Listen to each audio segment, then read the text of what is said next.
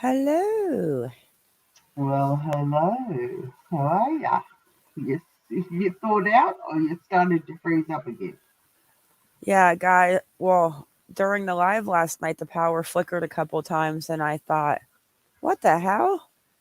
And then the last flicker, it didn't go on till 5 o'clock tonight after it dumped close to 22 inches of snow. Wow. 20. Oh, yeah. The best part was when the ferret got out and she was doing. I was like, I think the ferret got out and I could see her little tracks in the snow. So I was following them with the flashlight and she was down there like, oh my God, Mom, pick me up. She was doing little ferret snow angels. And then today the cat jumped off the deck thinking that he was going to land on the top and he was gone. Like I couldn't even see him but the top of his ears. Oh, poor dad. Hey, Amanda. So I jumped down into the snow and it was literally like 6 inches above my knee is where I landed off the deck. So I have a lot of work tomorrow. As long as you don't get any more snow overnight. No, it's done. That's still. Hey, hello, Mark. Hi, Julie. Ray Bird, Michelle. Hey, Black Eagle. You know what, Black? I don't want to hear it. I was going to ask if you can come drive by and come get me out. I can't even see my car. I know it's out there, but I can't see it. Hey, Jay. Hey, GB. Black, you live in the same state. You know that we got hammered in the mountains. Hey, Jenny. Hey, Junie. Yeah. 18 inches, Black. And we lost power. And I could hear Chisme talking. She's like, well, I'm going to go now. And I'm in the chat like, can you end the broadcast? She's like, I can't end it. And then I said, well, hopefully when Kaz gets back home, maybe she'll swing by and see that we're still live for 12 hours and turn it off. But hey, Jill. I don't know how it went off, but it went off. So all good. Hey, Julie. Okay. Let's get into it. Let's do it. Let's start with a couple of these little new, because you know I love listening to all of these profilers and cops' ideas. And that one guy is back on. You know what? First, let's talk about, before we get into that, the new CCTV audio. Oh, yeah. So here's my question, though. How come they are not saying that who told us that the person at the food truck with the hoodie is Showwater? Who told us that? Oh. To be honest with you, I can't remember when Jack S came into it. Don't do this picture shit. Hang on. You know Fox hates me. Okay.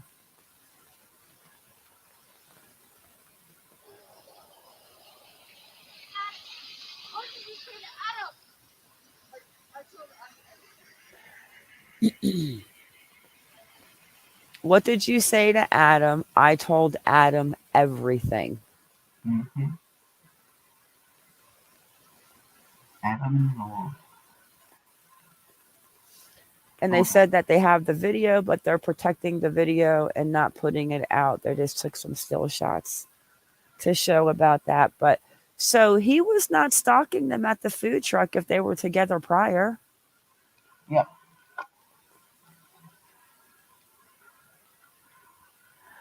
Julie's asking, can I ask who really thinks they have the car made correct? After the update yesterday with what the chief said, that he's convinced that they have information. I pray they have it right. Well, they need a break in this case, that's for sure. But they're really tracking that car like they've tracked it all the way into Troy. 20 miles to the east. If only they'd gotten the CCTV footage a little bit earlier, they could have had more.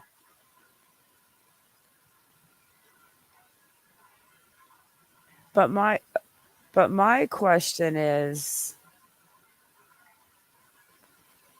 how do they know that they're tracking? I mean, if there's 22,000 Hyundai Elantras, how do they know which one they're tracking? Yeah, that's a good question, Doc. Hey, Jess. Hey, Money Moose.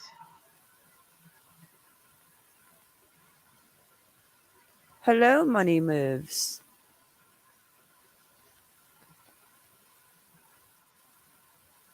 And yes, we're going to go check out Surviving the Survivor. So yes, that is his mother. And he explains in this video that the name of the show is called Surviving the Survivor because his mother is a Holocaust survivor and he's surviving his mother's antics. I thought that was great. But Bill Waters is back on this one. I do not know who he is on the top right, but I do know that I want to hear Bill Waters. He's like the OG. Hey, Jess. Hey, Debbie.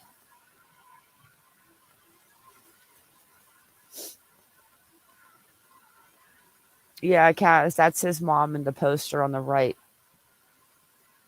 Oh, gotcha. 86 years old. She is just a brilliant woman. I'm actually thinking about joining their Patreon just so I can go meet the mom. I guess she was a divorce counselor or something and just say, what's going on? Should I get back together with my ex-husband? No. I knew I was right about all that. Okay. Here we go. I like him. He's from Miami, Kaz. I used to watch him. Can't remember what show he used to be on. I want to think like it was like News in the Morning or Today or something. Oh, okay. Yeah. Okay. No better guess answer than the man at the bottom of your screen, retired detective Phil Waters. Just any detective, you're looking at a legend there. Yeah. Expert at obtaining criminal confessions, spent 23 years working as a homicide detective in the Houston Department. Can you hear that, investigated Kaz? more than 400 it's a bit soft, cases. Not too but long ago, we had you can hear it. Kaz. Chris Oh, Anderson it might be who had me. investigated, Hang I on. believe, 300 homicide cases. So now we have a little competition going here on STS Nation. And then on the top of the screen in the blue sweater and the very neatly groomed beard is Dr. Thomas Hyslop. He's a professor in the criminology department at the University of South Florida. He received his Doctor of Science degree in Information Assurance from Capital College in 2014 and focuses his research on cybercrime and cyber security. Prior to becoming a faculty member at USF, Dr. Hyslop served as a federal law enforcement officer for over 23 years, specializing in cybercrime investigation and digital forensics. One quick housekeeping note. Doing about 2 shows a day. It's a lot of work. Sometimes the real Carm is here, my co-host, but today we've got cutout Carm. She is my mother, a Holocaust survivor and a licensed therapist, hence the name of the show, Surviving the Survivor. I'm always trying to survive my mom's antics, but we do a lot of work, and if you want to support us, we're on Patreon. You just go to Patreon, punch in Surviving the Survivor. You'll get some absolutely cute, content, right?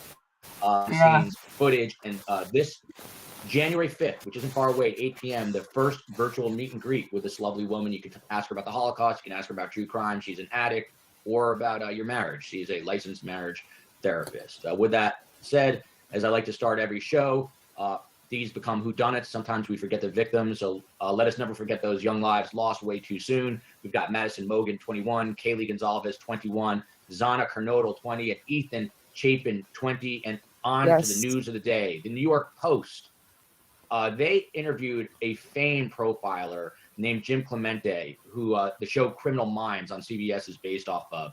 And he said, the murderer who ruthlessly slaughtered these 4 University of Idaho students is likely a younger man and a first-time killer. To you first, Detective,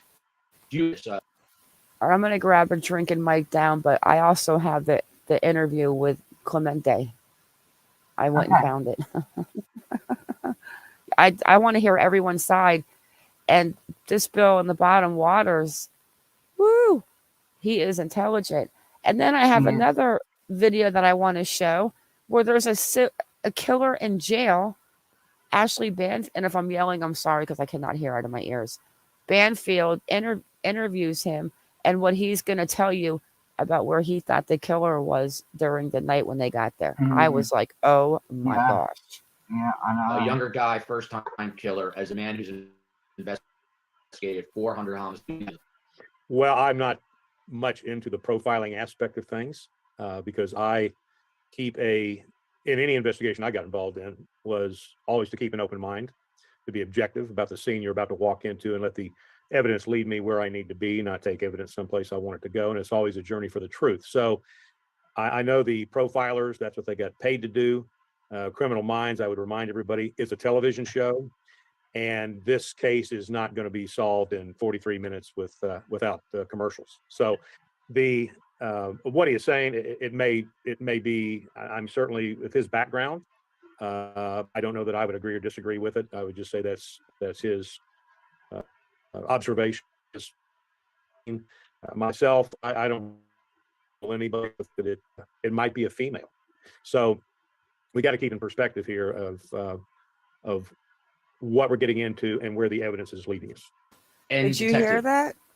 You're retired now. I believe female. You're in the Houston area. It might be a female. Maybe a female was driving the car. You see a crime like this committed. How tough is it for you to just sit at home and not, hop online and try to figure some of this stuff out yourself? Do you get involved in any way? I mean, I know not professionally speaking, but do your instincts kick in? Well, of course, I have a private investigation and security company since I've been retired, and I have had occasions where I've had special prosecutors or law enforcement contact me to assist them. Now, I do not get online and involve myself in the investigation other than this type of a format where I am just making observations or I'm being asked questions about it, and what I would be doing if it were me involved in that investigation. I do not try to second guess the detectives that are involved in this or any investigation for that matter. I may see later on where I might have done something different once the facts are out and we know everything that was done, but it's really not has never been my job to criticize or try to tell other detectives what they should be doing unless they ask. And so that's kind of been my perspective about this. So to answer your question, no, I don't get online and like a lot of these folks do. No, I don't do that. And Dr. Hyslip, and for those watching, we talked about it offline as I get yelled at a lot. I'll be calling him Tom moving forward, so don't send the hate mail. But for right now, Dr. Hyslip, I totally get what the seasoned detective is saying. But there is a world of profiling. You're a criminologist, so you study, crime. Jim Clemente, this famed profiler, went on to say, this is an extremely risky crime for the offender unless he knows one or more of the victims or he's been stalking one of them. And he goes on to say, going into an occupied dwelling with 6 young adults, any of whom could have had a knife or a gun or a cell phone to call the police, is extremely risky unless you know the circumstances inside. What do you make of his assessment? And again, keeping in mind that he is a profiler here. Well, the assessment you just read, I would tend to agree with that in general terms. Going into anybody's home is risky because you don't know what you're walking into. And so I think what he said there, that it makes sense. But going back to Phil's answers as well, profiling to me is a tool, and it can help in an investigation, but it's not the end all be all, and it certainly shouldn't eliminate people from possibility of being a suspect just based on a profile.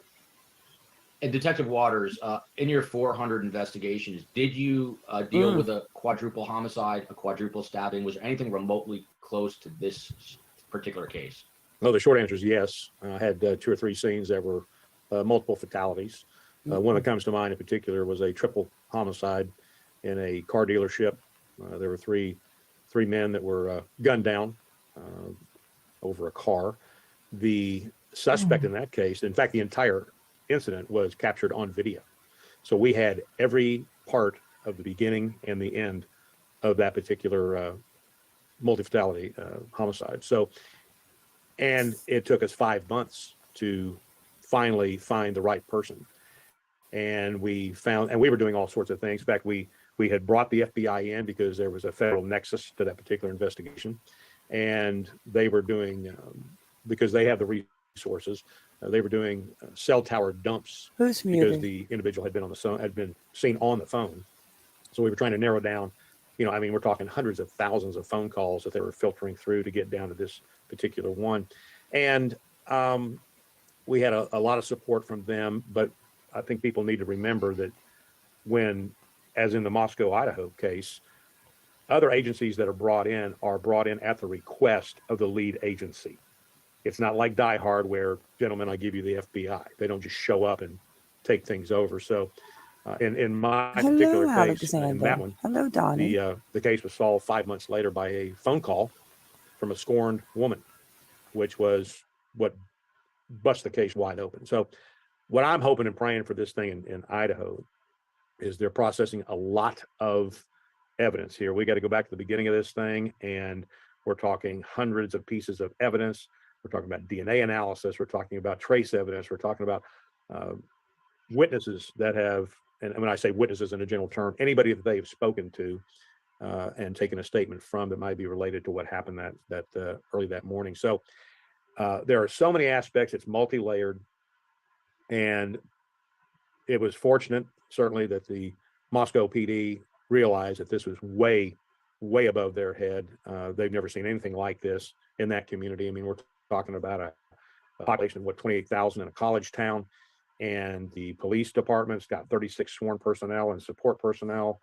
The police chief, as I have read, is from there. He's worked there his entire career. And it was pretty clear from the very beginning, when that first press conference that he held, that he was overwhelmed by what he had seen and what had occurred. So but again, they had enough wherewithal to request the state come in and assist, and request the FBI to come in and assist. And it is a really massive undertaking to organize all that. Let's see if we can handle them on 1.5. This is 1.25, and they're still calm. The logistics between the FBI, state, and local authorities, and a massive undertaking. So for full disclosure, I know Brian Enton really well, a reporter who made his name on the Brian Laundrie case not too long ago, and he is reporting in Moscow, Idaho. Good. That violence in the last couple of days. There was a vape shop that allegedly had a video, but the police in Moscow, 9 days after they arrived there, the video automatically deletes itself, and it wasn't retrievable. So back to you, Detective, and then I'll get the doctor's take as well. How important is video in this case, and was that a mistake, or people just are backing this now? The fact that this video was deleted, is it something that they should have retrieved almost immediately? Your take. Well, in a perfect world, they would have been right there at the right moment and retrieved that video. My own experience, that just doesn't always happen. And yes, there's a lot of these systems that some of them override themselves in 30 days, 60 days, 90 days, some of them in 48 hours. So to say that the Moscow PD got to that location 9 days later and unfortunately the video had been overridden, that's just, that is something that happens in the course of an investigation. I mean, these things don't happen in a vacuum. And I said from the very beginning that what I would be doing is and that sounds to me that is exactly what they have been doing, is going out and trying to capture video anywhere that they come upon that may have some probative evidence. Just that we don't know at location came up on the horizon and said, man, we need to go check that location. So what it tells me is they are doing what they need to be doing. They are performing their due diligence. They are following the leads as they get them. And I agree. Sometimes this is the way it works out. I've had numerous investigations where we got to a place and video, if we'd have just gotten there a day earlier, if we'd have gotten there 6 hours earlier, we would have retrieved it, but that's just not the way it worked out. So I think the criticism that I'm seeing with this investigation on the interwebs is unfounded. I think it's a lot of people just talking about things they don't know anything about. Everyone's an expert, unless you actually investigated 400 homicides. Then you're a really expert. So you have I would tell you, Joel, the expert thing in court, in civil court, I am an expert. But in terms of my experience, an expert in interviewing and that kind of thing, I never tout myself as that, because number one, interviewing is a pseudoscience, and so I cannot be called into court as an expert regarding interviewing or interrogation because of that, because of the nature of it. So I will say I'm a well-experienced homicide detective and interviewer. That's a humble Texan right there. Dr. Tom, on to you. So this, I think, is important. We discussed it a little bit, but I just want to reiterate it. So Moscow police put out a bolo last week for this white Hyundai Elantra between the years of 2011 to 2013, and then came out this week and said that they have a list of 22,000 registered cars that match this. Kaz, did you know that I've been texting Inan? No. Yeah, he's texted back a couple of times, and I just now asked him if I could call him. Yeah, he answers, Inan. Harsh. Wow. I want to ask him if he knew that this Adam guy. Let's see if he answers, or if he doesn't answer, maybe I'll just call him. Because I call people all the time. You do. So I just said, can I call you? So let's see. I dropped him the link last night to stop by the channel, but I don't know if he did. Okay. To you, as a former investigator and now a doctor in this, in criminology, how important is this vehicle? How important is it for law enforcement to find it, Dr. Tom? Well, not knowing everything else they are running down lead-wise, this is one credible lead that, in my opinion, needs to be followed up on. The problem is the manpower aspect, in really the CSI effect that all the country has now, watching these TV shows. They think stuff happens, within an hour. I imagine they're going to be sending out, lead requests to all these other different agencies wherever these cars are registered and located, and go out and interview the drivers, the owners, and find out where that car was at the time of the murders. And they'll hopefully, find all of them, but out of 20,000, it may not. The car could be registered in Iowa, but they're in Texas. It may take a long time to find every one of those cars, but it is a good lead. Eagle's such a naughty girl. I've been to Ohio. And Detective Waters, now I'm getting confused. Detective Waters, I would be remiss if I didn't ask, because of the wealth of experience you have. So we're basically 4 weeks, 6 days into this case. It's not solved. Obviously this is a hypothetical. You're the lead investigator, let's say. What are you doing right now if you're trying to solve this? Just walk us through a day, or your mindset if you're the lead investigator and you're trying to piece this all together. Well, there's going to be a lot of delegation just because of the scope of the investigation. But if I'm a lead guy on it, the first thing we're going to do is process that scene. We're going to gather all the evidence we possibly can. And in this case, we may have to go back and revisit that scene several times in case we miss something, or something comes to light later on. Once we've processed that scene, we've gathered that evidence, and of course that evidence has to go out for processing, and that doesn't happen overnight as well. That's a lengthy process, and we don't. In the blood, in this particular scene, the blood evidence is so massive. Nice, Jess. That it is going to be critical that we're able to. Those people doing the DNA analysis are getting with those detectives and trying to determine where the most probative evidence lies, because we don't know if that. In my experience, when you have an edged weapon used, and in this case, it's some kind of a frantic application of that weapon, and in most knife homicides, that's what you find. And in my experience, I have found that the suspect will cut themselves in the process. And so then it becomes a matter of, is that one drop of blood that's kind of away from everything else? Or maybe there's a drop of blood that's showing the exit from the structure. Does that belong to, is that transfer from one of the victims, or does that belong to the suspect? So there are so many things, there's so many moving parts in an investigation like this that those things have to be delegated, of course. Then we're going to be talking about witnesses. Who do we contact? You can talk to every.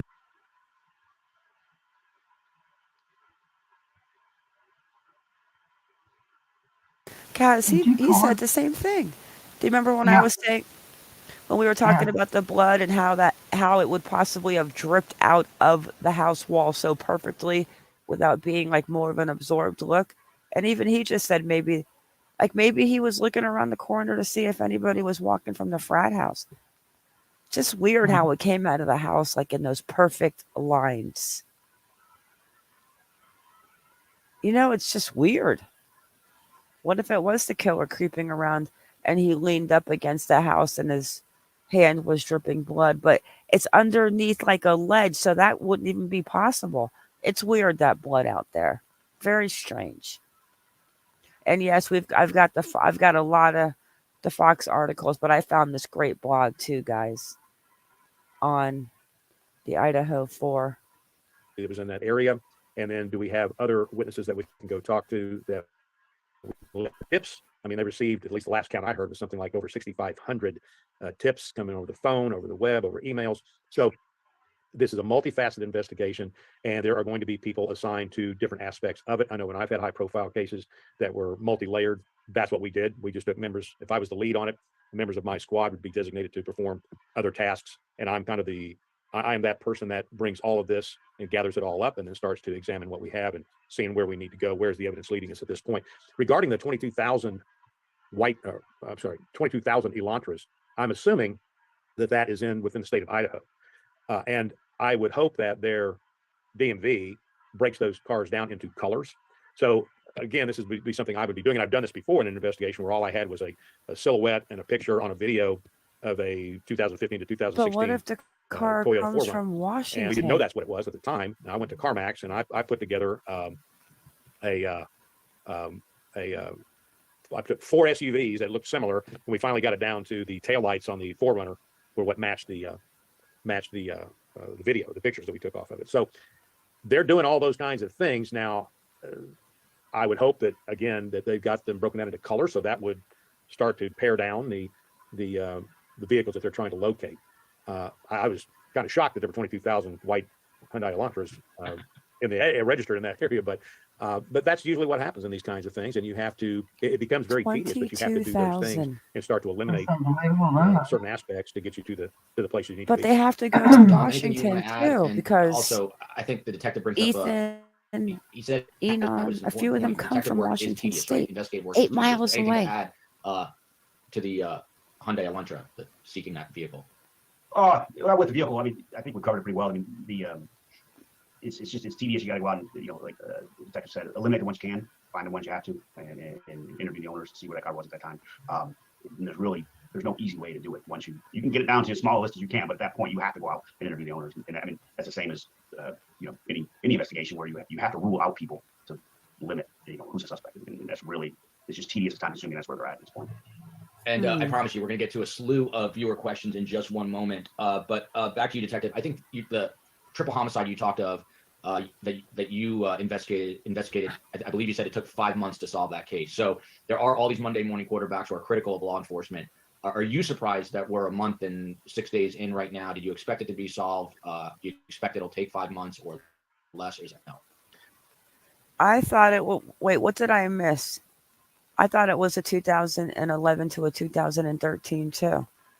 Yeah, that's what they said. Did they say something different? Yeah, they're so. I mean, it's like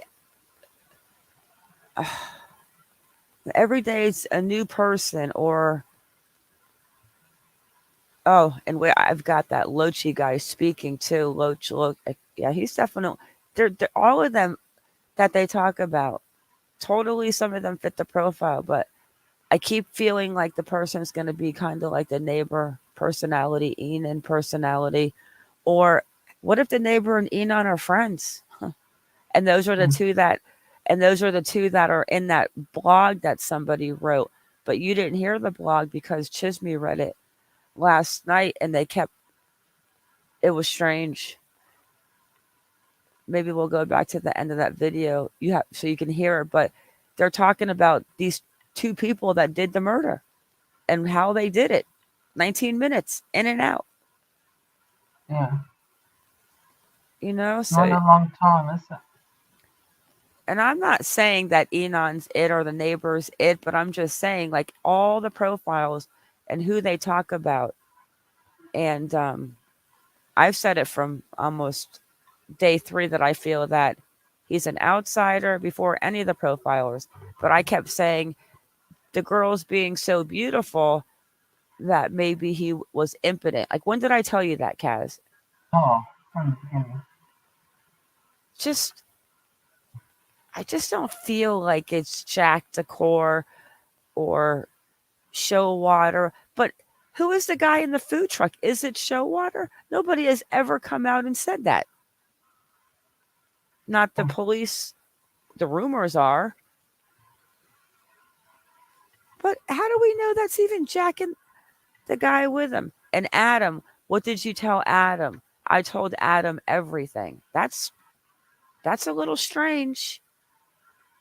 I'm not surprised we are where we are. And on the other hand, I would never try Everyone is strange that's involved in this. Cases like this that took months to solve, and only because, I mean, it may take a point where we go back and we reevaluate all the evidence and everything that we have accumulated and see if there's something there that we was missed a in all of that. This is screen massive. black.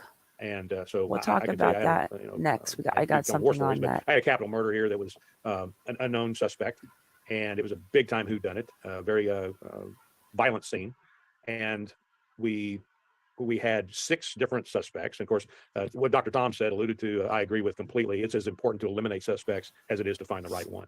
Hey, Nina. And so hey, that's Ryan. what we were doing, going through this process and so forth and so on, interviewing people and doing DNA swabs and all this good stuff. And I want to tell you, we were probably about 5 months into that investigation, maybe longer. Yeah, we're going to get into that. I have a whole bunch of stuff on that with the Adam guy, but whose voice? They're saying that from doing the voiceover that it was Kaylee that was the one that was talking in that video. And she said, or I'm not sure which one said what, but I told Adam everything. I want to know what you told Adam, like what was there to tell? That was it. Did you tell? Because Adam supposedly was in the fraternity with Kaylee's ex-boyfriend Decor, right? Correct. Okay. So maybe she told stuff to him about the breakup with Jack or something creepy like that. Like, I'm just assuming. Hello, Lynn. But something that's just so weird. What did you tell Adam? I told him everything. Hey, Adam. I want to talk to you. Longer. And at one point in time, we just hit a wall. We had video from across the street. Hello, Agnes. All sorts of stuff. We had all sorts of great stuff here. And we went back and reviewed one of the reports, one of the supplements from the detectives that made the scene. And there was one line in a supplement that talked about a car that was parked around the corner 2 blocks away with a flat tire against the curb. It was just in an odd place. And the detective that made the scene made a note in his supplement. This is the car, this is the license plate, and this is where it was. Ryan. And that was it.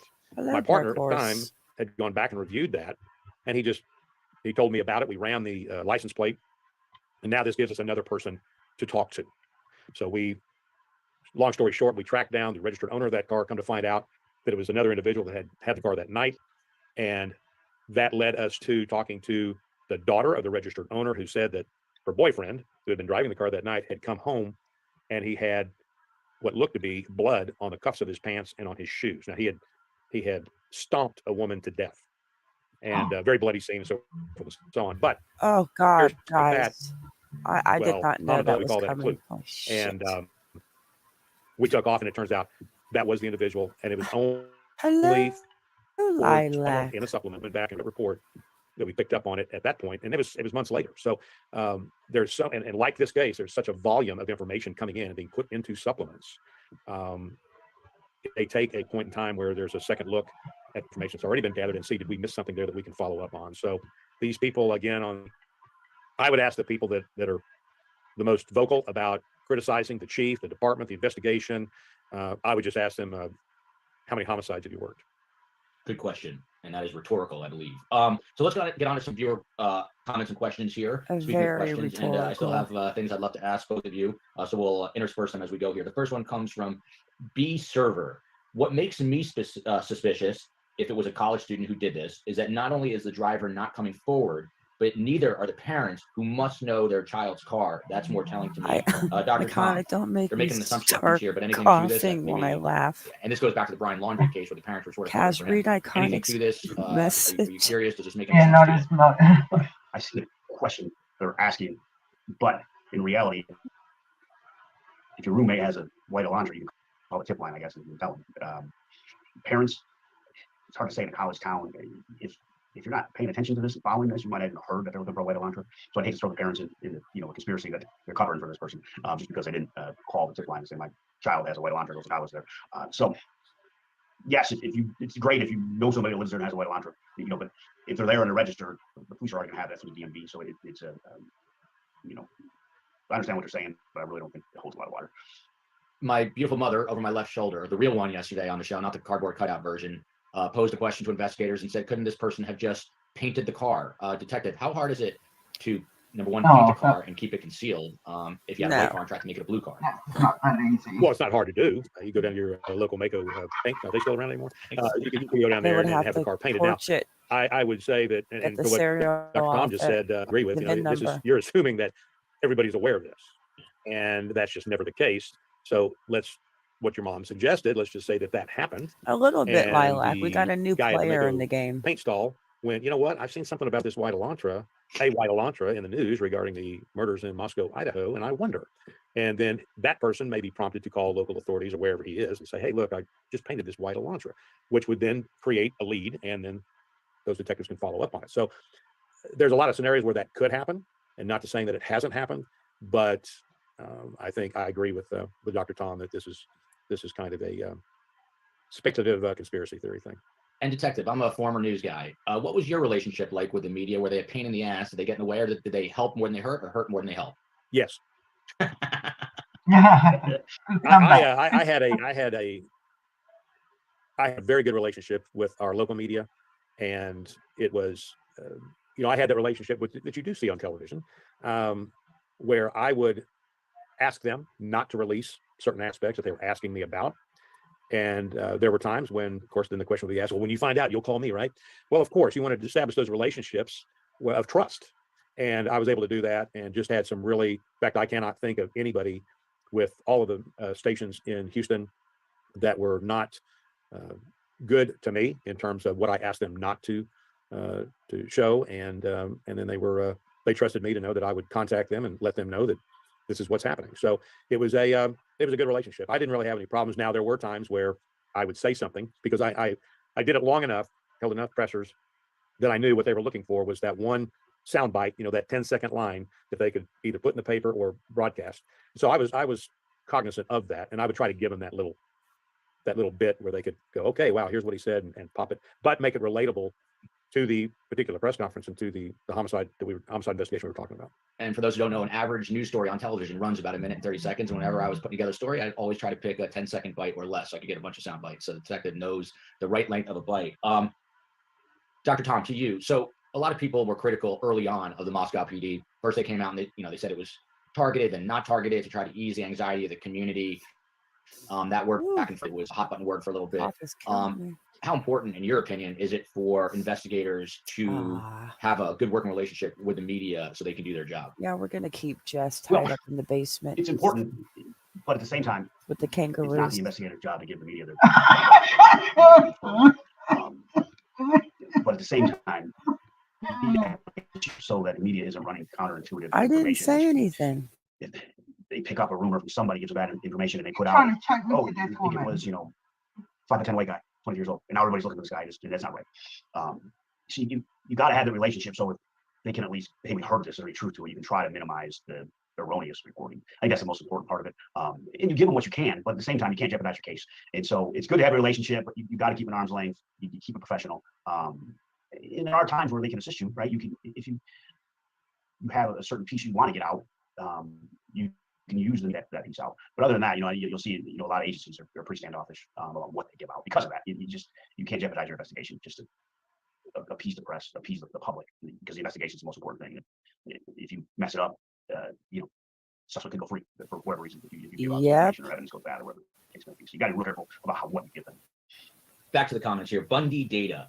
Drones over water places such as cow ponds, retention ponds, they maybe ditch the car, ? Some old barn out here, we don't know the real facts. Better like call why are they looking at that? We're AWP. still on this car, but detective, would you throw drones up to look for this thing or look for anything else? That's a modern tool, right? In investigative work, a drone, detective. I think that's another, certainly another resource that. Agnes, it's funny you asked that. They should be looking for cars in Washington.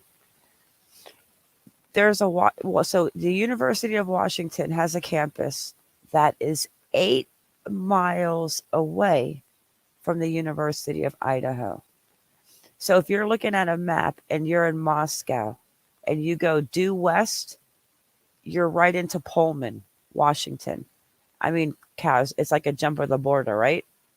Oh, yeah. It's so close. It's not funny. Wait a second. I have a picture of it. Let me just show real quick.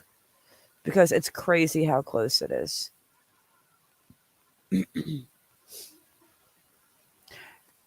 Yeah, right here. Let me share my screen. I actually have my new router coming in with 100 GBs. Okay. So up here is a core, I'm going to say a core dealing where Kaylee and her boyfriend come from, this area. And then we come south into Moscow. And we know that they're over here in Troy, surveillance camera looking for the white Hyundai. And here's the line. And here's Pullman. This is where Inan comes from. Chef Dizzy. And there's Moscow. It's a fine That's line. how close. That's how close it is. So I really believe that they should be looking for Hyundais in the Washington area too. A lot of them come from Washington. We're just going to go about 5 more minutes on this, guys, and then we're going to go because at the end, they're just shooting the shoot. Can be used. I don't know that I would just arbitrarily say, oh, yeah, let's put a drone in the air. I think if we have some, this would lead to that being a benefit. I agree. We might want to try that.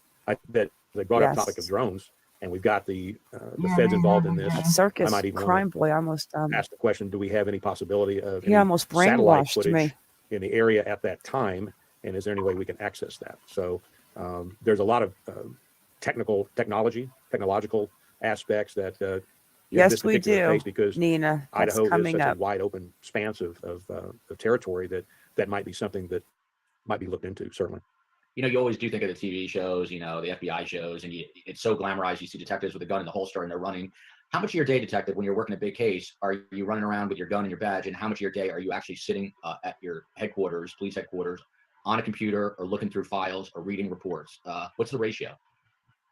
Well, I've always said, people have asked me, what's the television show that most reflects detective work? And I always tell them it's Barney Miller. But which kind of dates me, I guess, right? I was going to say 90% of the people won't know what that is. But they can see it on FETV every night. I can tell you that. I watch it myself. But you know what? It kind of depends on the case you're working on. I can tell you that when I was on the one of the original members of the murder, which is a lot, and we have to determine where we're going to go for lunch, and then we go to lunch, and then we come. Nodal family has kept a low profile. Question: does the father know to name this man? Hence, staying under wraps for safety reasons. I'll be honest. I don't know for a fact that this was confirmed by the father.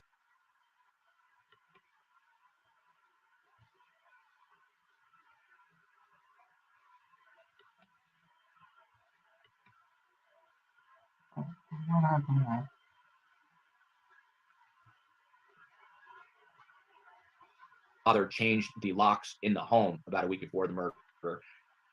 How important is this, Dr. Tom, in your opinion? Well, it's obviously a solid lead. You have to follow up, have to interview that person.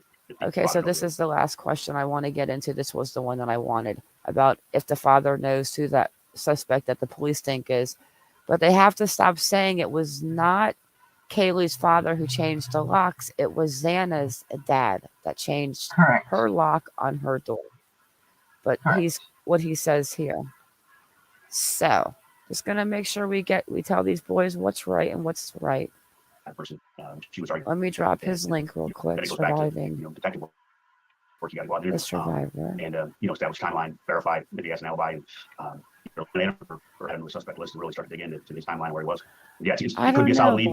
I'm not other than what you said. So she's been busy real life, and now Christmas is coming. Always learning. 853 comment is the killer is probably loving that his evil and cowardly act has caused so much attention. Real tough guy attacking people when they are asleep in bed. One of life's real wimps. Detective, you want to comment on that? And also, you're one of the masters of eliciting confessions. What are killers often like once you crack them? Are they wimps? Well, they're all different. I will tell you that. Some of them are, to use the term, some of them are badasses. Some of them are evil people. Some of them are, you think? I'll use the term sparingly, but some of them are good people who just did a bad thing. I've looked at both in that interview room, and that is what determines the approach to the interview, is what type of person are you speaking with, and that will delineate the difference between whether you're going to be talking to the sociopath or you're going to be talking to a psychopath. And so I have always used the definition of the two. The difference between the two is a sociopath is a person that's going to feel justified in what they did. They went out and they did it, and hey, felt like that person deserved what happened to them, what they did to them. Then the psychopath is going to be a person who commits a sociopathic act, but they actually enjoy what they're doing. Now, to this comment that's being made here, this guy's relishing the notoriety and that kind of thing. That may be true, but that remains to be seen at this point. We won't know until we know, right? So I would say that these people that have committed this kind of an act, which is obviously sociopathic in nature, they are typical. They're going to be narcissists. They're going to be people that they have them and their victim that set whatever this thing was that was set it off and caused them to go out and take their lives by an act of violence. So I think there's some Jess, I've had a busy week. Credibility what the viewers commented about, but I wouldn't paint this particular event in that broad of a brush at this point. Detective, is there I know you mentioned you had high profile cases. Is there a singular high profile case, one that you always go to as the case? Okay. All right. That's where they start just talking about cases, old cases and stuff. But it's interesting. I truly believe that this... She's always busy. I truly believe that that this one is definitely a psychopath. Psychopath. Oh, I've got hospital appointments, and then I've got Christmas. I mean, crikey. Christmas. Who gives you a hospital appointment just before Christmas? Now, I thought this was interesting. Police suspect, this was actually out today. Nope, the 8th, sorry. Police suspect, the University of Idaho murderer, was proud of the brutal weapon. According to Steve, a Goncalves, he now knows a little bit more about the persons the police think are accountable for the stabbing death of his daughter Kaylee and other victims at the University of Idaho. So Steve, the father of Kaylee, said she had large punctures caused by a brutal weapon at standing in front of the University of Idaho. Kaylee Goncalves 21's father, Steve, said he now knows a little more about the suspect of his daughter's murder. In front of the ABC News interview, the detective claimed that this weapon was probably something the murderer had invested money in and was proud of. Also mentioned is that the murderer is having a great life out there, and we're just only investing the suspects in the murdered weapons. He told like this because the Moscow police yet not find the suspect, even though... Who wrote this article? My gosh. Even though they investigate 1,000 tips, more than 4,000 photos, 103 pieces of evidence, and 100 interviews. So here it comes in now saying that they were all attacked by an intruder with a sharp weapon. at about the time of 3 p.m. while sleeping. And yeah, this they really messed up some things on this article. But it was weird too about what they say about the knife, about them buying it and investing money in it like being a thing of theirs. Probably is.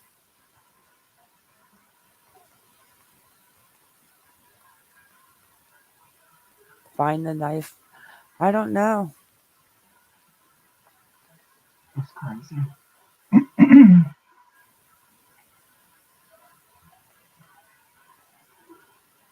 Okay, let's see what this death row inmate says. This really creeped me out, but I have to agree with them. I totally agree with this one. And then we'll get into Adam and stuff, but I just want to go over a few of these new little pieces of little tidbits that I found. Death row inmate speculates that Idaho killer was inside the house. Mm-hmm. Reports about the murders of 4 Idaho college students. A former medical toxicology reports in this case solved this murder. Scary. This coming after the coroner assigned to the case called the tests irrelevant to the horrific killings. A police officer's body cam also picked up a loud sound that could have been a scream around the time of the murders. Also, a convicted killer on death row believes the killer was waiting inside of the house before the savage stabbing spree. We want to bring in now former FBI agent Tracy Walder for her insight into these reports. Tracy, thank you so much for being back. I like her. Thank you for having me, Natasha. And first, what do you make of the San Quentin death row inmate giving an interview saying that he believes the killer was already waiting inside of the house? Does this theory have any merit? I don't want to say that it doesn't necessarily, because the reality is we still have no answers and we still have no suspects. And so what I do think is interesting, and what I do think lends a lot of credibility and interest to this perspective, is the fact that he is a criminal and he is inside the mind of the criminal. A lot of times, we rely on profilers and things of that nature. We're not necessarily, of deviant mind and involved in these kinds of activities. And so I do think that his theory has merit, but obviously I certainly cannot say if it's fully credible or not. Now, I do think it could possibly explain how the person perhaps knew the house so well if they hadn't been to the house before. But then I think it really, in a weird way, casts a wider net in terms of suspects, and that perhaps this isn't someone who's in either an immediate or sort of periphery friend circle of the individuals. And I think that in and of itself is scary.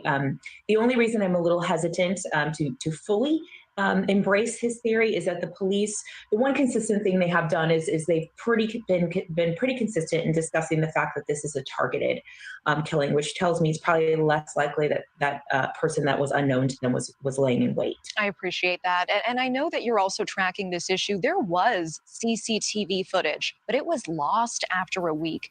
What happened there? Why wasn't it reviewed in time? I tried to be very pro law enforcement in this case, and I am very much pro law enforcement. I do think that they are doing a good job.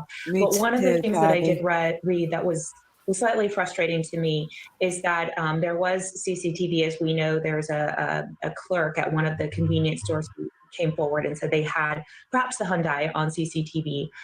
However, that CCTV was recorded over after a week, and that the footage was asked for about 3 to 4 weeks later. I'm very surprised because what I think law enforcement probably would have and should have done at that case was asked for footage of really anything along the transportation route of where those houses are. And then they can go back and sort of go through it. But they should have asked that all of it be preserved. And Okay. Now that we know what we know as far as these three being together prior to the food truck, right? Yeah. Watch how they walk up. They walk up together. And then he just scoots off to wait in the background, and they go up to the food truck. Watch. houses are. See? And then they can go back and sort of go through it. But they should have asked that all of it be preserved initially, even if they didn't have time to go through all of it. And we understand that law enforcement is completely overwhelmed by the sheer volume of evidence and photos that they are going through. Kate, though, that some things may. No one's perfect. No entity is perfect. No human is perfect. And I do think this may have been a situation where something slipped through the cracks. Typically, what we would do is immediately ask for it. And even if you are overwhelmed, which is completely understandable in this case, then at least save it from being erased or recorded over so that you can come back to it when you are able to look through it. So yes, something like this very well may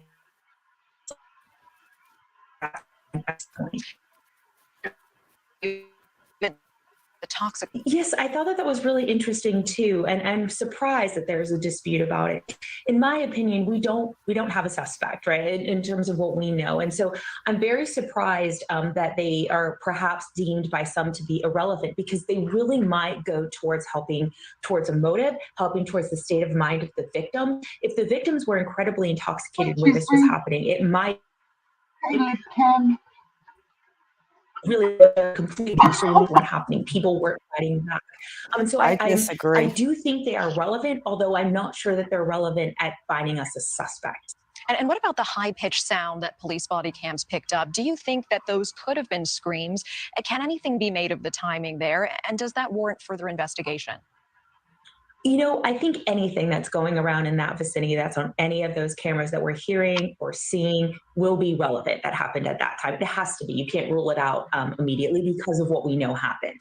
I am on the fence in terms of what I think these may be. I do think they very well could be tires kind of speeding away. And if they are, that's interesting as well. If someone is kind of peeling out of an area where they just involved in something that they shouldn't have been. And so even if they are the victim screams as well, then that kind of narrows you in closer to the time of death.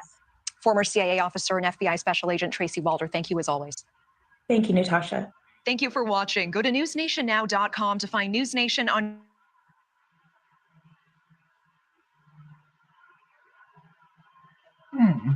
Could you imagine someone on death row? I wonder who that person on death row that said that. I'm not going to look tonight, but I'm going to find out. I'm going to write them a letter. I'm only kidding. Well, like she said, one criminal's in the mind of another. So I suppose that's how he would do it, Oh, Wait, Chisme's here? Yeah. Chisme. I was going to send her a link, but she wasn't answering her phone earlier. Okay. Wait, what is this? Oh, okay.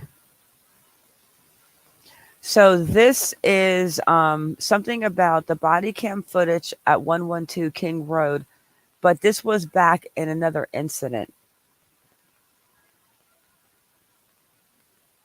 November 13th. Wait. Lena Oriano believes it is very relevant and hopes to solve the murder. This body cam footage might question why the police believe the white car is not a Ford. Take a look at the white car in the body cam footage. September 1st, 2022. Call was for a noise complaint. Okay.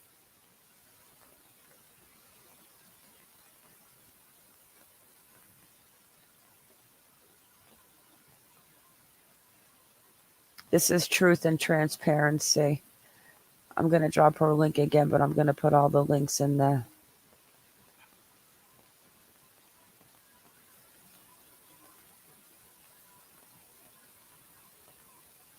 Okay.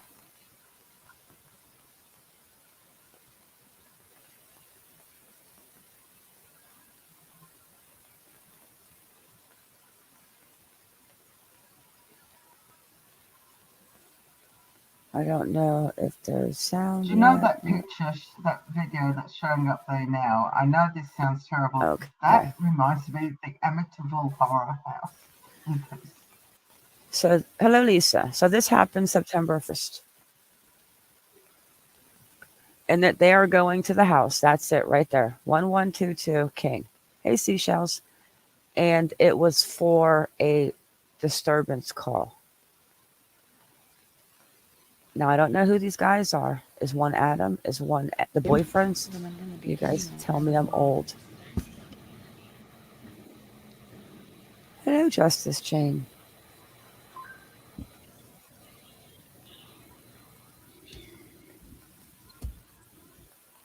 Is there someone up there in the bedroom on the left? Yeah. Really?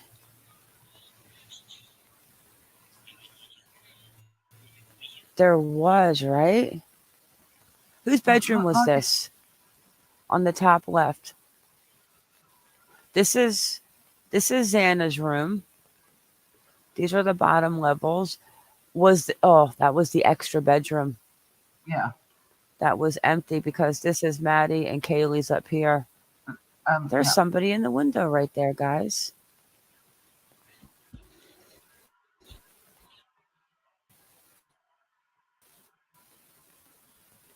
Let me take off the hello, Marietta. I see you.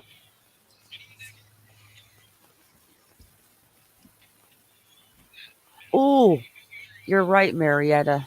It's the living room. There's the one right of the surviving.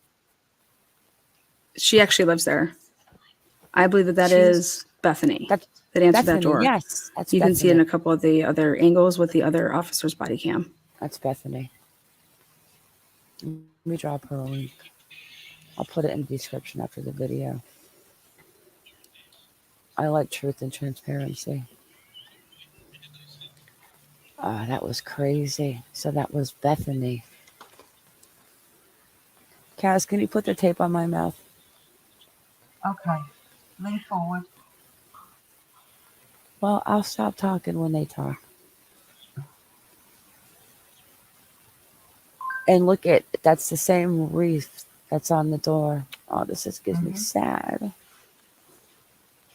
And yes, Lisa, we're going to get into that. I have, and after this with the Adam, she claimed she didn't live there. You're absolutely correct. And I've got those coming up. Why would she do that? She did it. Well, you'll see what I'm talking about because I have all of this coming up with I found a great blog, Kaz. Everything is on it. Everything. Oh, there's Chisme.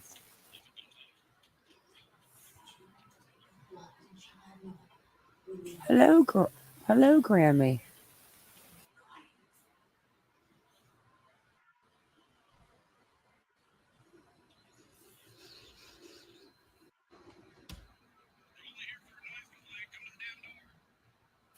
Yeah, that's the living room because remember you walk in and you make a sharp left up the stairs and you go into the living room. Yeah, that's right. That's right. Yeah, and Xana's bedroom was off, like, kind of like where the kitchen was.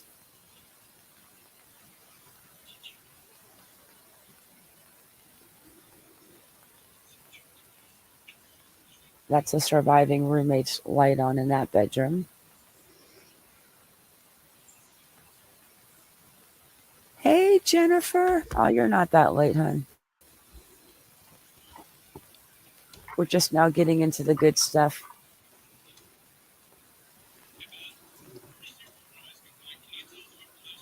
What is that? Oh.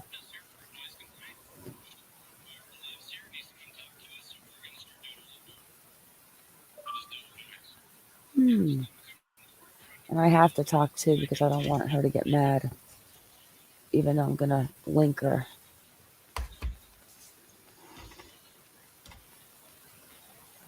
I wonder if we're going to see Ian in one of those windows over there.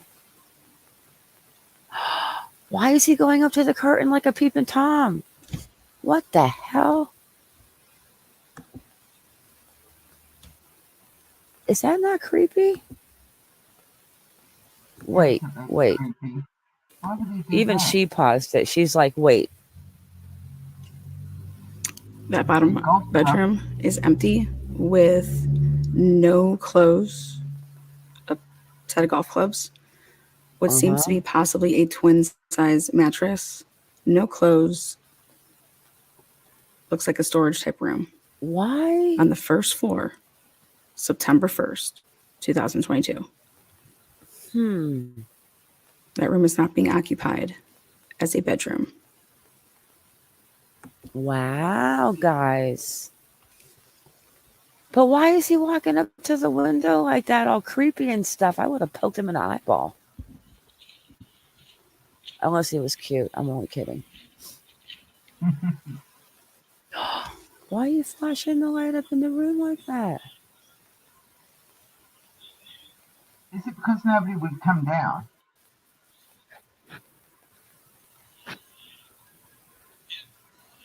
I haven't seen this yet, guys. I just happened to see that she had it, and I was like, ooh. By all accounts, with everything that we've heard, they said that on the first floor, there's only 2 rooms here, guys. The one on the right, red curtains there, that's supposed to be a bedroom. There's 6 bedrooms in this house. That is supposed to be occupied right now by one of the surviving roommates. That's their bedroom. And the one on the left, the other window, this is the left, that is the other bedroom. No. From one of the surviving She's roommates. Okay. And then on the second floor, right, that's where Ethan, or that's rather where Xana's bedroom was, as well as there's another bedroom there. And then on the top floor, third floor, it's Kaylee and Maddie. That's not what this shows. That shows that. Okay. I'm going to show you the layout afterwards. That second bedroom, the window does not come to the front. It goes to the side and to the back. That might be a little den area in that room. Okay. Shh. Cass, stop talking.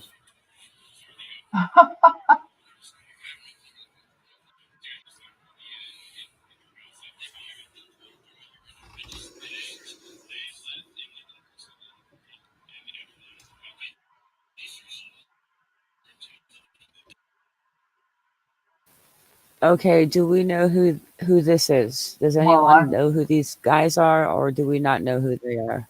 I think that the one on the right, know. I think that's Ethan. I think that's Ethan. Looks like Ethan.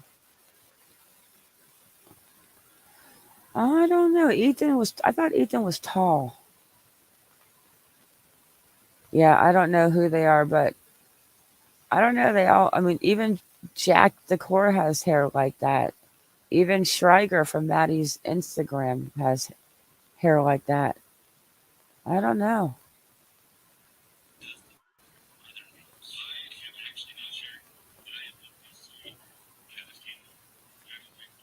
I've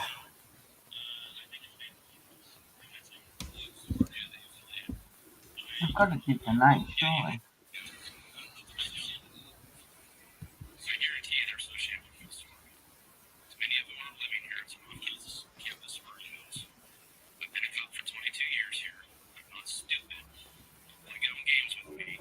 Oh.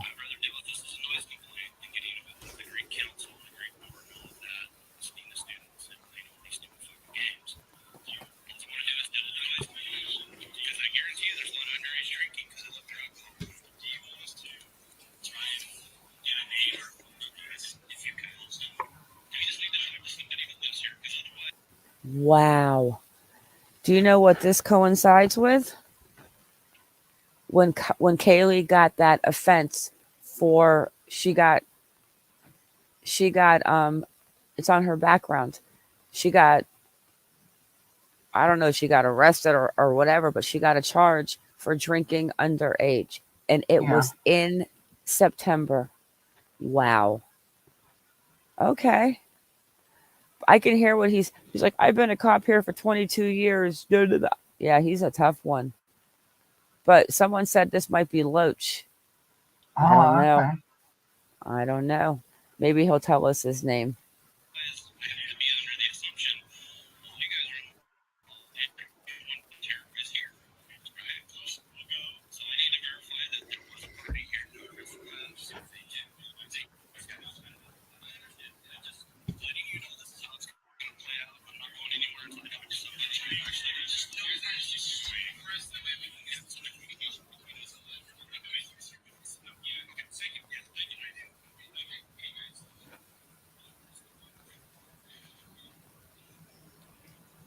hey, Melon.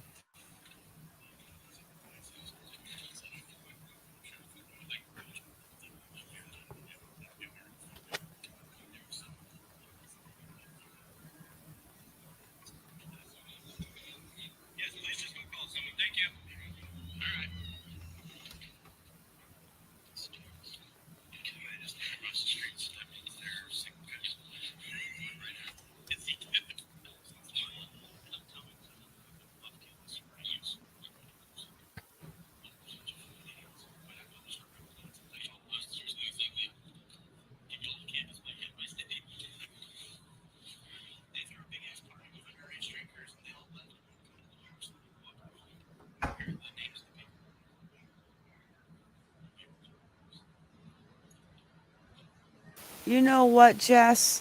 I can't with you.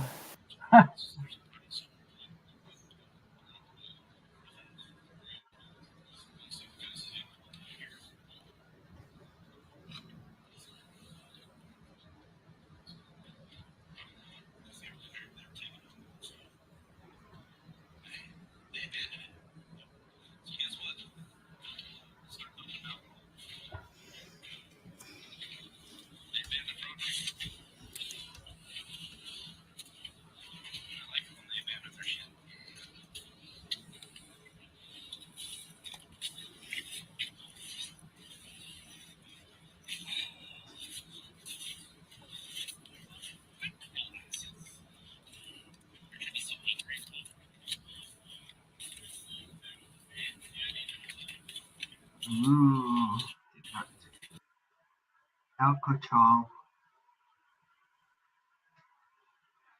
Okay, wait, I had to stop. So the cop just said, I love when they abandoned their shit, right?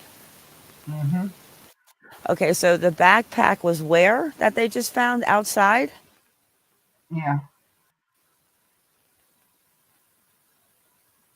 So they find the backpack and it's got drinks in it, but I don't know if the backpack is on the property, were they even allowed to go into the backpack? Huh. They abandoned it.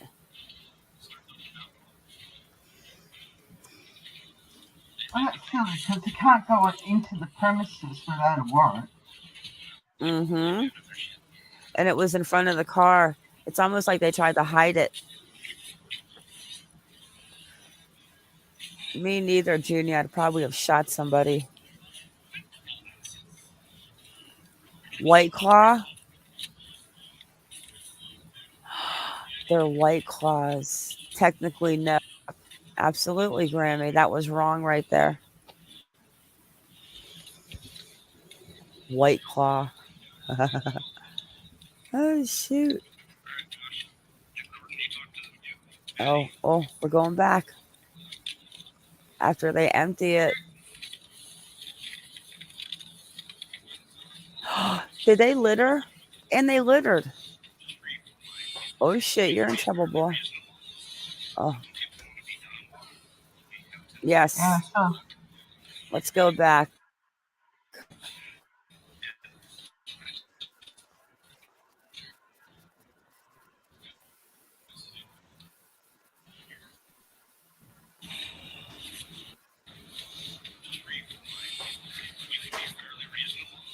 Yep. Yep. Clear as day.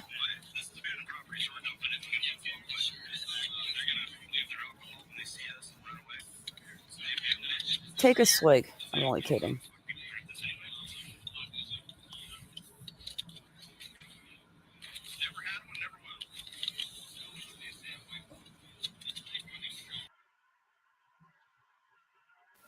Hello, I just planted. Yeah, this happened September 2022 at the house where the college kids were murdered. And I guess they found the beer in the backpack in front of the car and they're underage. So they're drinking. And I think they denied drinking, but they found the White Claw. So that's what they do. They dump it out. So now they're going back to talk to them. I mean, just like, my gosh, 6 weeks before the murder.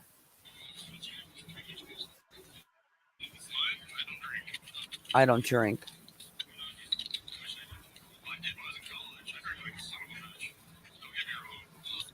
People are saying that it's Loach, David Loach.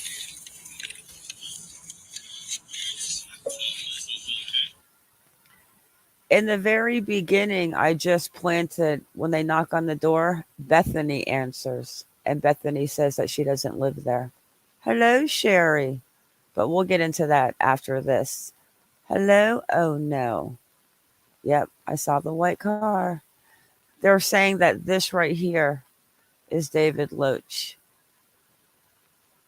Bethany opened the door, said she didn't live there, and you could see a girl up in the living room window when the cops just get there. But she seemed brunette to me, but it could have been blonde. It's dark time. Okay.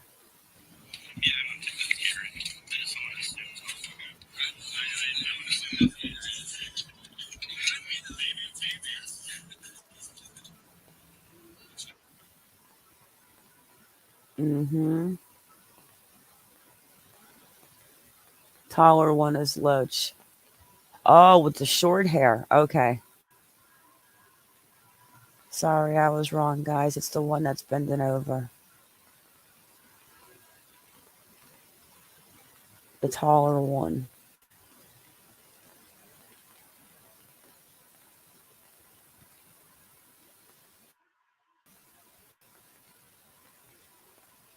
I wonder why they turned the volume off there. Right? That's rude. Probably because they're going to let him go. Now we're just going to give you a warning.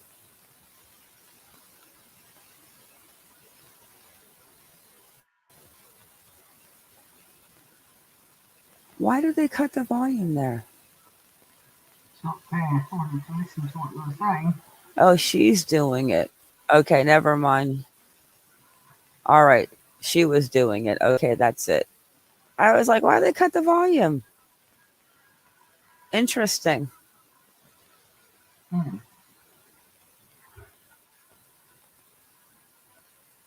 Right? Chisme, check Discord.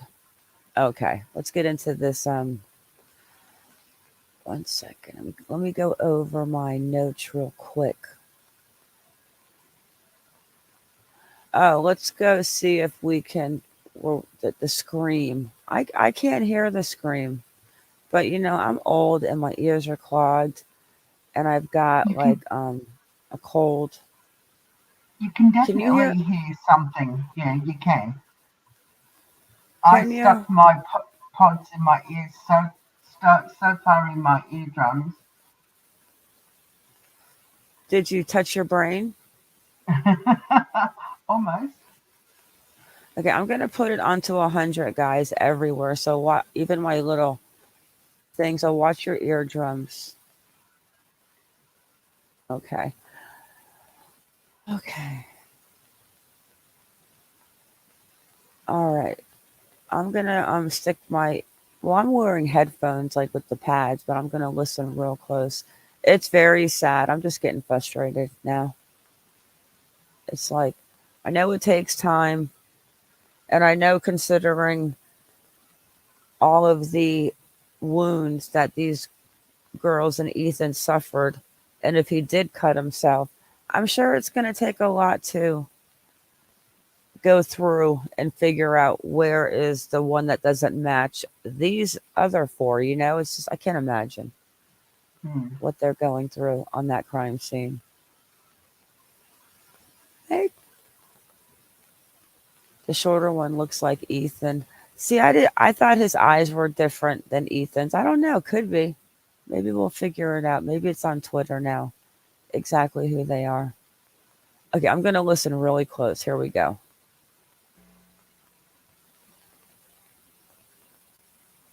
Oscar PD, all three of you. You too. Hello, How old are you guys?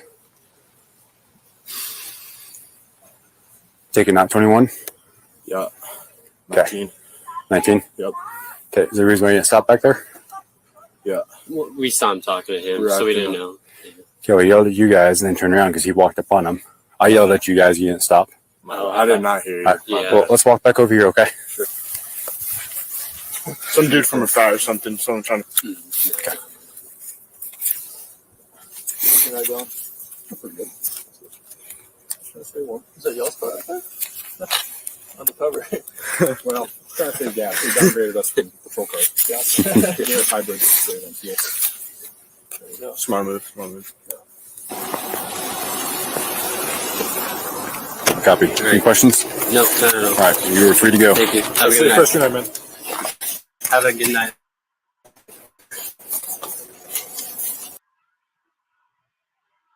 I don't hear a scream. No, I'm sorry. I no. don't hear anything. No, they didn't. But when I watched it on Court TV, you could hear it. So whether they cleaned up the audio, I don't know. Can you find that? Can you find that link, Kaz, and share it, please? You have it in your history? Was it I had it on my phone. at the beginning? Okay, let me go back and try this again.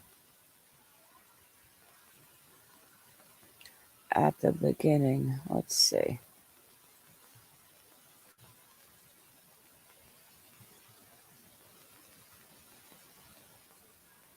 Oscar PD, all three of you. You too. Sir. Oscar PD, all three of you. You too. Sir. How old are you guys? Take it, not 21? Yeah. I must be, I don't know, maybe I'm deaf. I can't hear it. No, it's definitely because he actually showed you in the voice enhancement. Hang on a minute. Did you watch it on YouTube, Court TV? Yeah, I did. All right, let me see.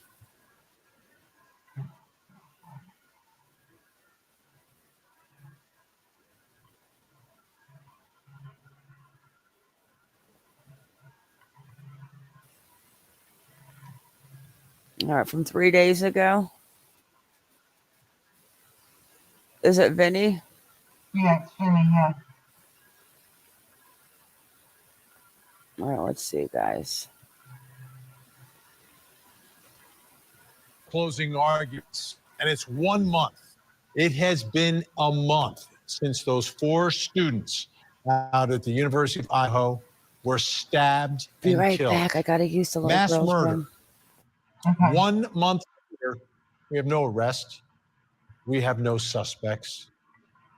Are there leads? Well, there's a lot of tips, I'm sure, flowing in to the Moscow Police Department and the FBI. And I'm sure they are tracking down every potential lead in this case. But here we are a month later, and let me tell you, the longer this goes, the closer we get to that word we don't like to say, which is cold case. Now, as this case is sort of unraveling in terms of trying to figure out all the things that were happening in Moscow that night, we have learned that there were some officers who were working that night with body cams who were talking to people very close to the house, as a matter of fact. And you look at the timestamp on there, that's 2:54 a.m. when they're talking to people. It's some, they're trying to find kids who are walking around drinking underage, that sort of thing. This particular person you're looking at wasn't drinking underage, so The but that's what reason they're I like this one, Alec, is they I've actually been show looking at the video online the and enhanced noise wondering, what's going on? This is very close to that on the window graph. of time when the 4 students were murdered, and it's physically very I'll see what close I to mean their in a minute. home, about a football field away from where the murders took place. So I'm going to show you a piece of that body cam footage right now. It's a short piece, so take a look. All right.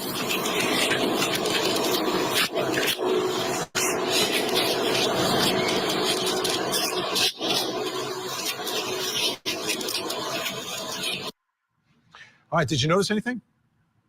Did you notice anything in that video? All right, second time around, this is what I want you to do. Don't worry about what you're seeing. Listen really closely. Tell me if you hear anything. Let's watch. All right.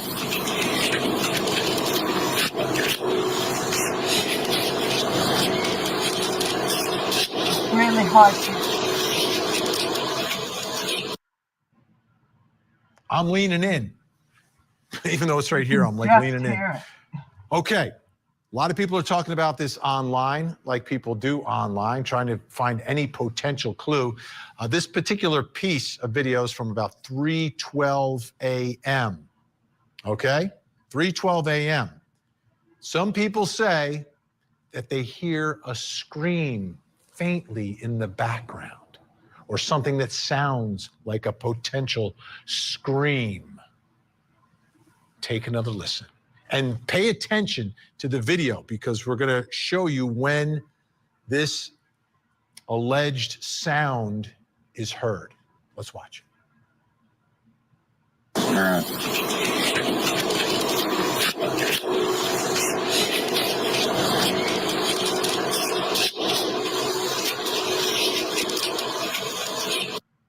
Did you hear it?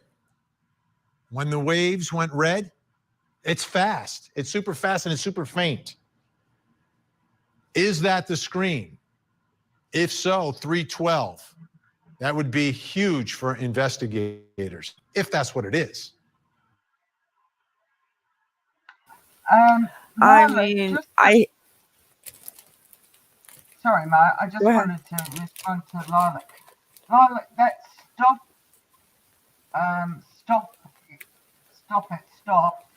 is a fake audio, darling.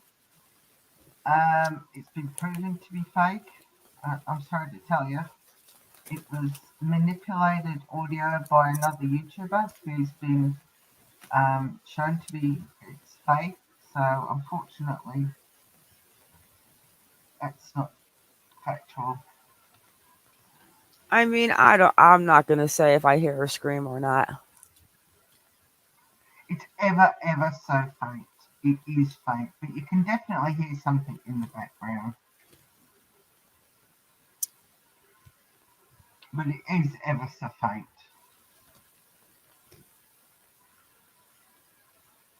Oh, Stop It is from the Moscow Police Department released tonight. Oh. Chisme, check Discord. Mom, did you know about this? Kaz is going to be leaving us soon. Did I know what? Did I know what? I can't see it. You got to put the comment up. Okay, hang on a sec. Lilac says, Stop It is from Moscow Police Department released tonight. Oh, I didn't know about that one. Who Stop It, Stop It? I'm so confused. All right. Apparently, Moscow Police Department released that somebody yelled out, they've said, Stop it. Stop it. Stop. I've got to have a look at Moscow Police. Okay, 1 second. Let me show you guys this real quick. And then we're going to get to this blog.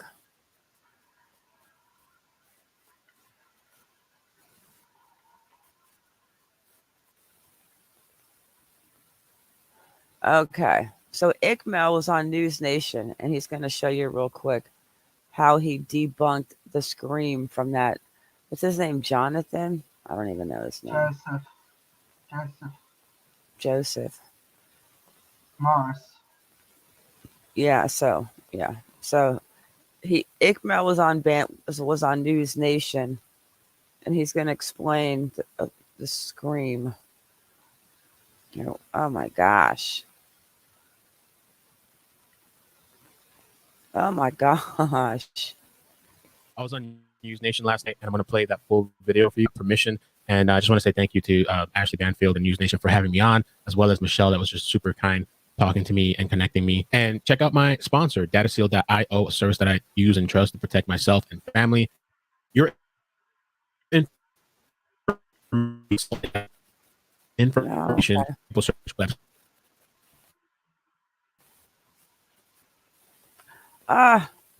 What is going on? Hang on, guys.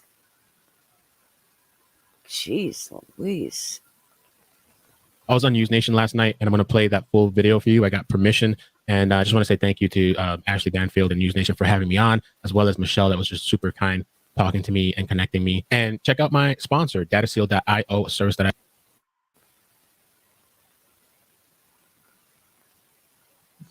If you don't think the Idaho murders are a big deal online, consider on TikTok alone that videos with Idaho murders hashtag have more than 416 million views. And that is more than there are people in the United States. We have reported at length about the cyber detectives and the true crime buffs who pore over every detail and photo looking for clues that the real investigators might miss. But the internet is a big, scary place, and there are bad actors out there too. Case in point, a YouTuber named Joseph Morris may be one of them. This week, Morris is being accused of posting a fake video. In it, a neighbor of the murdered students is said to have made an audio recording of the murders as they were happening. Take a listen.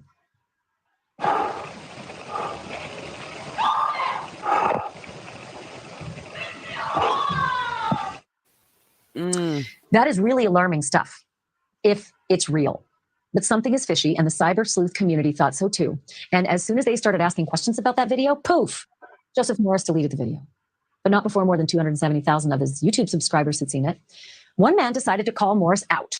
He is a fellow YouTuber named Melvin Cedeno. He's known online as Iked Mel. And have a look at how he says he debunked the screen video. I have multiple things to show you why this was fabricated. Like we have no source of the audio. Oh gosh. And I don't know what kind of audio, like what modification he made to the audio. There's multiple things you could have done. You can add reverb. You can do all kinds of things to make audio sound like it's outside. Though I think maybe he just held the audio at a distance and made it sound like it was outside, and he just breathed over it.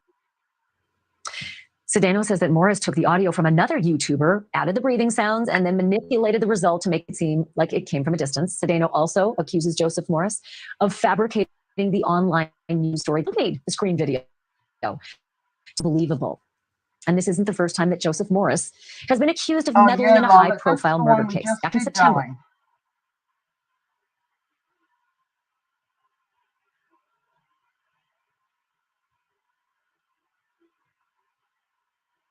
So the stop it was Joseph manipulated. Morris. Yeah, but the one that was on Chris Madonna was the one that Mara and I just played, was talking about with the body cam with those boys. I mean, I hear something, but I just, well, why wouldn't you think if it was a scream that you could hear that the cops would have heard it? Well, you would have thought so.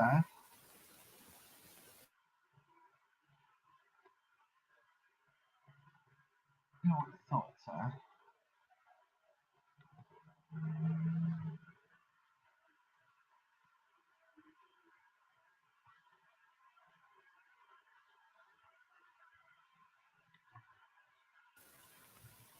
All right, let's get into the speculation and the rumors.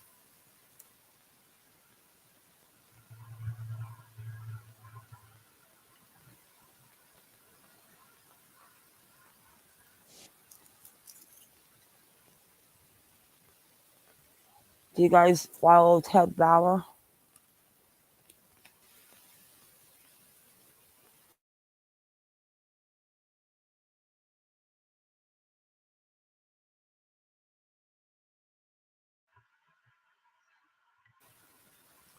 Sorry, I had to eat a potato chip. Oh, okay. Ted Bauer, Texas, downright writing about work, management, leadership, relationships, and general life. So Idaho 4chan is now chasing the Loach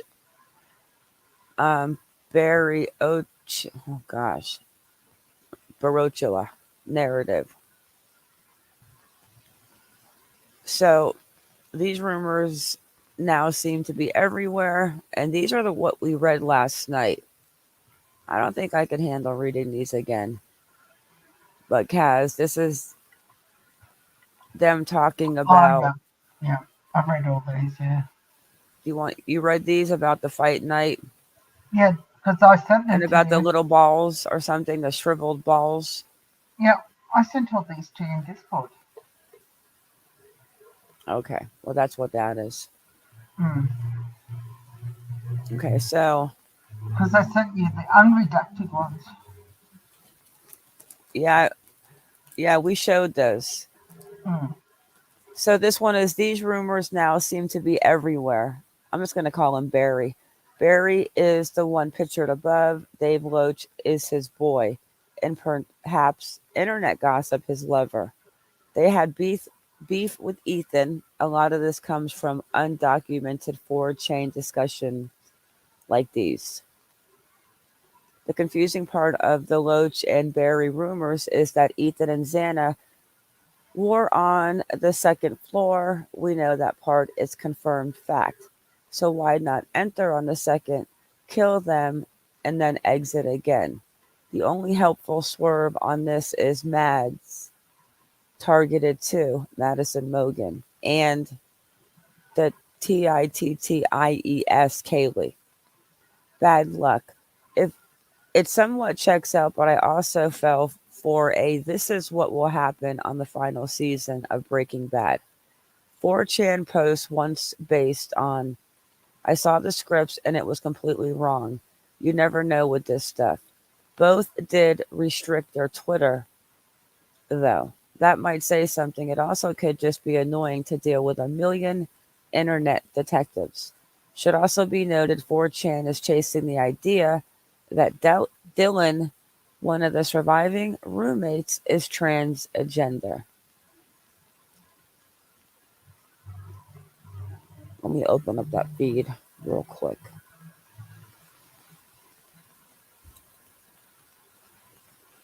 Huh. Oh, we saw that last night. That one. It's all it is. There's also a rumor, although I believe it's been generally debunked, about, to clarify, Hannah Clear took her life February. Apparently, she shared a dorm with one of the victims and got bullied, and supposedly that was Maddie. It is odd that her birthday is so close to the murder date. There's more 4chan fodder. I don't know what this is. Guys, can you read that? I can't even see it. No, well, if you can't see it, darling, it's on your screen. I've got Buckley's. Yeah, this is with his shrivel balls. I can't read that. Wait. This is. Hang on a second. Let me put it on the desktop so I can make it bigger. I think this is the shrivel balls story.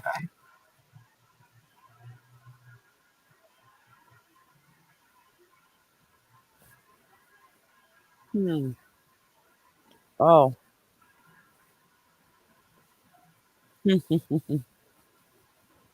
Okay. Well, I don't know if I can read this. That's hilarious. Can you see that? Hang on. Oh. Yeah. That's the stuff that I sent you. Mm-hmm. That's the original stuff I sent you. Yeah, we already read this, but this is, you want to read it for them? Okay. Bro, you see the King Road house from David's Essex room? Once that third floor lights turned off, they did. Wait, this is too big. Hang on. That's too small. Hang on a second. Wait. I'll pull it up in Discord and I'll read it from there. Here.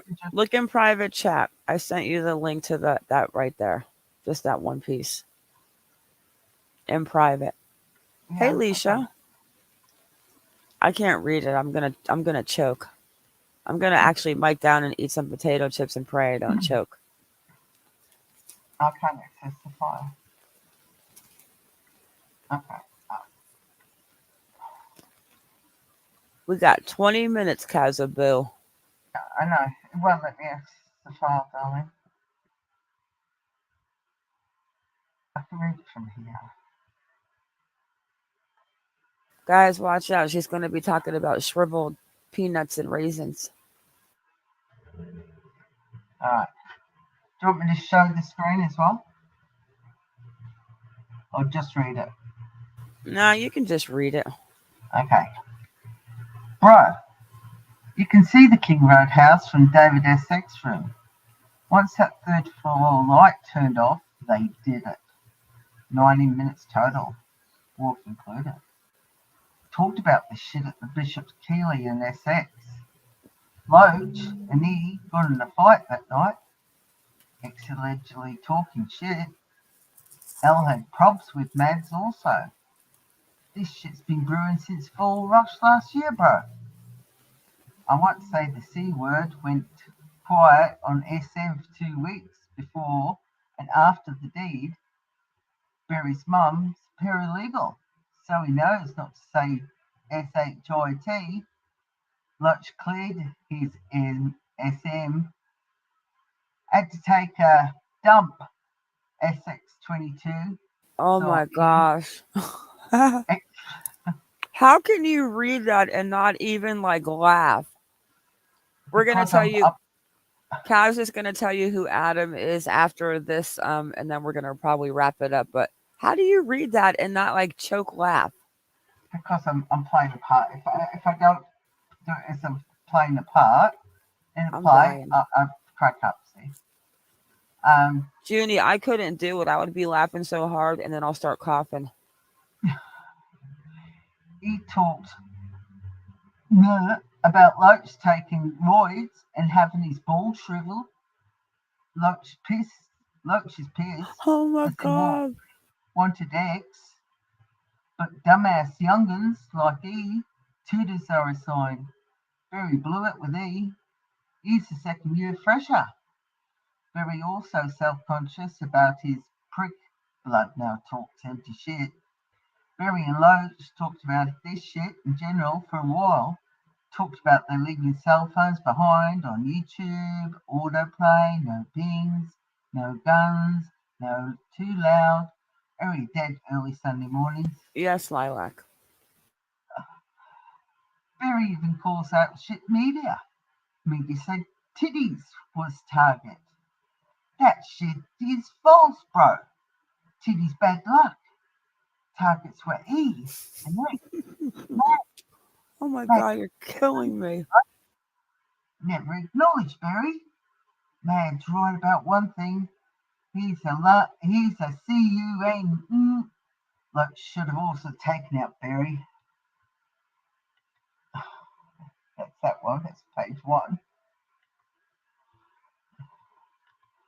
When I first read these, I was going, oh my God. Okay, so Lilac didn't hear, so let me see one thing real quick and then we'll... She didn't hear that. Okay, so let's see what this is real quick. This is David speaking at a Signature something. We're not going to watch the whole thing though, but let me just see you. Jonathan Lee Rich's investigation. No, sorry. Oh no, please no. My ears will bleed. All right, we've seen all that.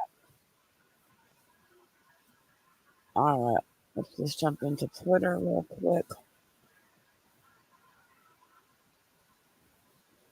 So, excuse me. All right, let me see what this is real quick before we get out of here. But Kaz, before you go, I want to play that clip for Lilac with the new audio from Kaylee and Madison. Okay. So let me just show you this. They're talking about Dylan Mortensen for chasing the internet sleuth. You're still doing it. Hey, girl. So Jack Decor, John Jack Showwater, the creepy neighbor chef, the other neighbor who gave the interview with the dog walker, David Loach and David Barry, maybe with a female friend driving, ? Serial killer, random, someone else associated with Sigma Chi is something to do with Dylan Mortensen and Bethany Funk, some combination of the above. How do you sleep through 4 people getting murdered, Dylan and Bethany? And Bethany said she didn't live there. I know early on there was something from a former tenant saying you could sleep through anything downstairs, so let's say they did sleep through it. Well, if someone or multiple people are crazy enough to be butchering 4 people above them, why not go downstairs and make 6? Then you've got the whole 911 call angle. It probably came from Dylan's phone. Seems like some Sigma Chi guys were over there. Someone was unconscious, but blood was supposedly dripping out of the walls. The 911 call isn't being released for some reason. Yep, that's very strange. Probably because it has identifying information about who was there. Example, Ethan in a doorway. So the whole setup is sus to begin with. They slept through the butchering. They called friends before cops. They were spared. Something about that call means it can't be part of the public record. Then you start adding layers, right? First oh God, that's not Dylan with the blue hair from last time. I'm going to shit my pants. First you have Maddie Mogan's final TikTok video where it appears Dylan is crying or upset. Oh, wait. This has to be watched. They were cleared. Sorry. Or police saying that they didn't do it. Wait, where is the TikTok video, you clickbaiter? Can't stand you. Father of Dylan. Then you've got her boyfriend, Quinn Kelly. Another name. That's Bethany's Dylan's boyfriend, who seemed to have been in Boise. And aside from the letter read out and the tattoos, we haven't seen Dylan or Bethany in public in a month, which feels a bit sus too. I'm sure it's lawyer or police advice. Maybe go give a 5-minute interview to Good Morning America if you know people are clapping about you. If you're really into the sex change narrative, here's a random stream for you. Who's this? Change. Okay, do we know Dylan's background? Okay, no. I think it's a dude or 2 dudes, but I'd like to know a bit more from Dylan and Bethany. Wouldn't you all? Absolutely. I like this guy. I'm going to put all these links in the video. And then, of course, you can click off there and then go to his different links.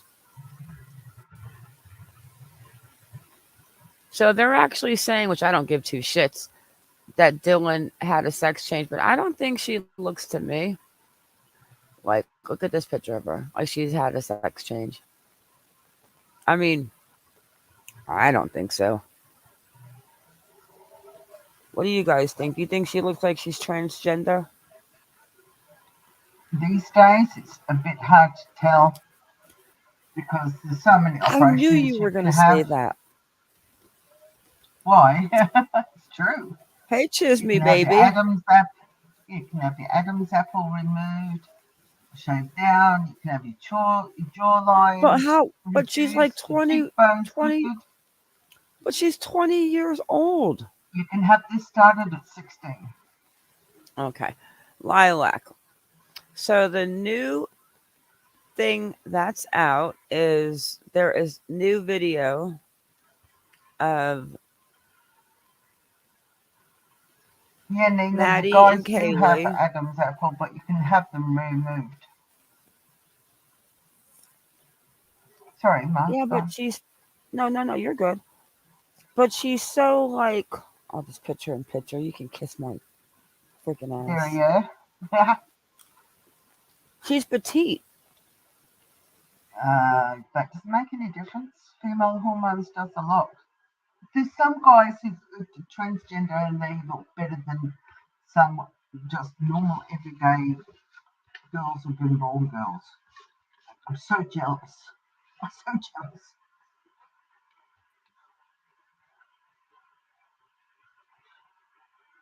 All right, Kazaboo. Okay.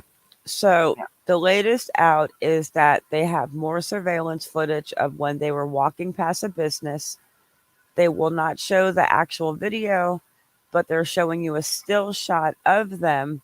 And it's did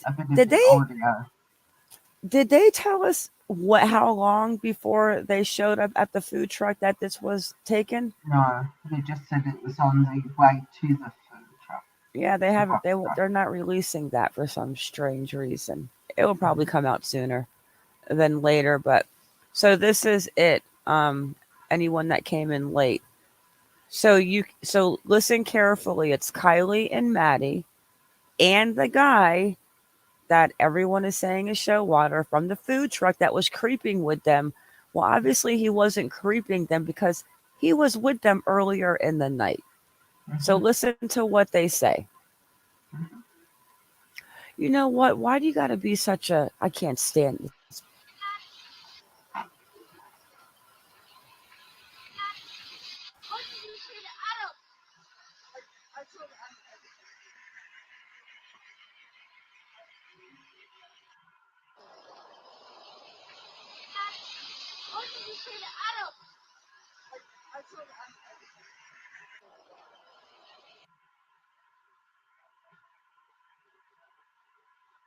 God, I almost swallowed a chip whole.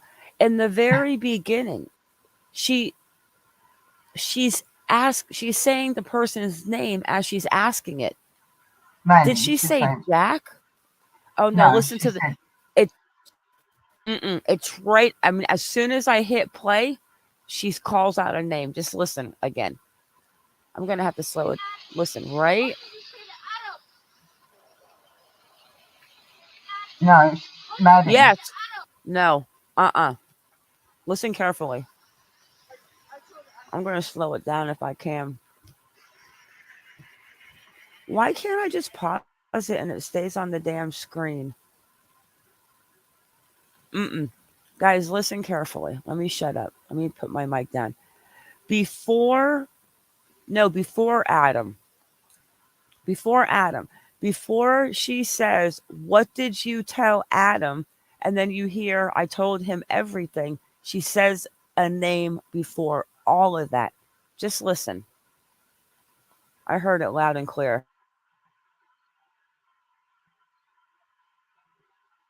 I'm trying to make it play off the StreamYard. I'm clicking the StreamYard, the play button. Okay. No more cough medicine.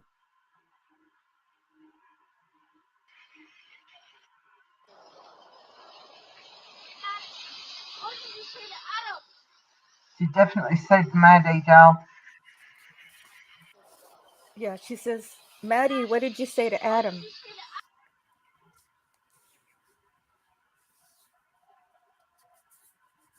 You've had too much cough medicine, Ma.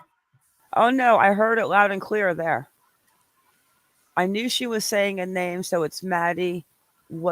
So now we know that it's Kaylee that said, "I told him everything." No, Maddie said, "I told him everything." So now explain to them who Adam is. All right. I've already done a background check on him, as I do. His name is Adam. But I'm saying, like, before you get into that, the relationship, who he is as far as. Yeah. All right. Adam is Jack D's or Kaylee's ex best mate. They shared the house together, and that is the video that a lot of you seen with Murphy in the video, playing in the lounge room with the floorboards. And I think if you've watched Drip Drop, if you watch his channel, where he does a comparison of the rooms, jet decor rooms, it shows in there. Well, that's where Adam is in another video in there with him. So that's his mate. Adam is Jack's mate. And he's also in the same frat as Jack. Does he have any background? Adam is as clean as a whistle. And is he from Idaho, or where do his parents live? Okay, he is from Idaho, and he's from B-U-H-L. I don't know how you pronounce that. Probably Buell. Buell? Or Bull. Yeah, Buell or yeah. Bull. Hello, Yeah. Lynn. Hi, Karen Hensley. So we're talking about, she's talking about crime, circus crime, the guy Yes, that I am. we like. Yeah, and we've been watching all of his videos. So you're talking about the video where he talks about how close Jack DeCord lived, and he goes in and you can see Murphy running and jumping in that little chair. Mm-hmm. Yeah. Mm-hmm. Yeah. Adam is as clean as a whistle. And his parents are fairly well off too. Okay, so let's forget about that then. So if Kaylee is asking Maddie what she said to Adam, and she said, I told him everything. What do you guys think that's about? That's $95 million question, isn't it?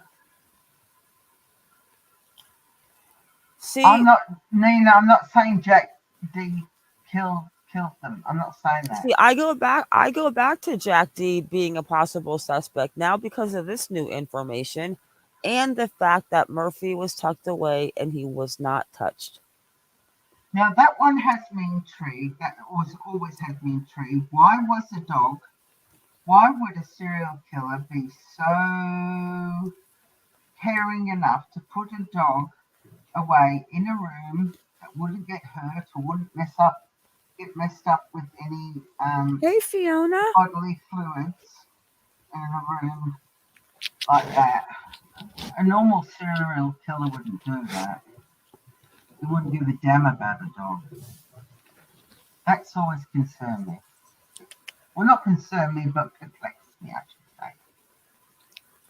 Fiona woke up. Uh-oh. Lynn, the girl that so you're referring to in that video, that was Kaylee asking Maddie, what did you tell Adam? And she said she told Adam everything.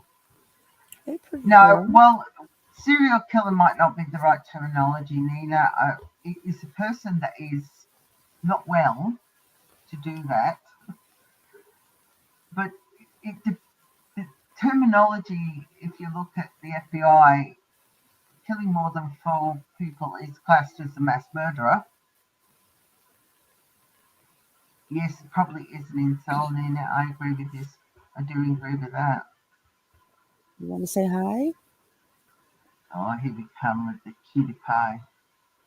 You guys want to see the... I don't want to show myself, though. Oh, gosh, I look horrible. Well, you're not showing anything at the moment. Except new details emerged by the vehicle. And come say hi, Fiona. Let's scare everybody with no makeup on real quick.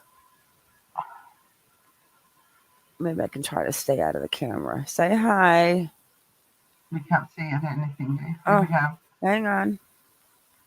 Stop. Oh, shiver, she's grown.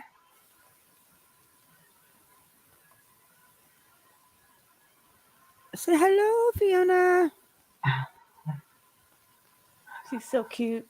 She looks like a sloth. Stop giving her your She gives cooties. kisses. Okay, stop. I told you about kissing her while you're sick. Jeez Louise. I mean, talk about just cam up with no makeup on looking like death, right? That's how I roll, guys. This is where you call under budget productions and 0 fucking filters. This is where you get the real people.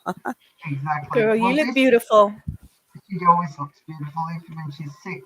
All right, my darling, I'm going to say adieu because this young woman, this old fart, has got to go and get some food in the house. Otherwise, I love her to pieces, but so because she's getting ready to turn 6 months, I know Kaz is getting ready to go. She's got to oil her bones. I told her 2 hours I'm going to keep her. But I have to start next week. I have to start feeding her raw, boned in hearts, livers, and you have to portion it out like so much. And I'm thinking to myself, and then they told me that I can just go ahead to the pet store and get her a dead rat, a dead chick. And can you believe that ferrets can, well, so if I go and get her a baby chick to feed her, which I'm not going to do that. But if I was to go buy her a baby chick that was already dead to feed ferrets, that she would eat the feathers and the feet. Like she would eat everything. And if you were to feed her a baby mouse, like to go get the ones that are already, freeze dried and dead for the people that don't want to feed their snakes live ones, that she will eat the fur, the feet, everything. And the bones are really good for her teeth. No, thank you. Oh my gosh. I think I'm going to go buy her a couple of baby dead pinkies and feed them to her. I'm only, I'm kidding. I know. But can you imagine that the ferrets will eat the feathers and the fur? Oh, yeah. Yeah, I got this really interesting book about her, and I've been reading it she'll eat feathers, furs, and feet. All right, guys. If I don't see you before Christmas, have an awesome Christmas. You too, Kaz. I'll talk to you before Christmas. Yeah. But if I don't see the rest of you guys, have a fantastic Christmas and have a glass of whatever is your choice to drink on Christmas Day, and I'll see you later. Love to all. Hang on, I'll just pop on camera first. Quick second so I can say. Oh, he's naked. Cheers. She's naked. I'm not naked.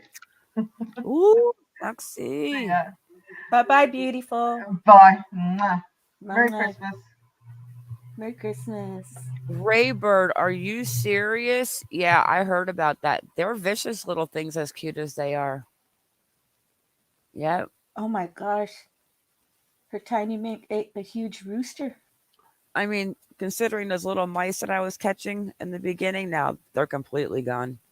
But imagine if one popped in here now and she got it, I would probably want to watch, but I wouldn't be able to watch. I couldn't do it. I would probably end up saving the mouse.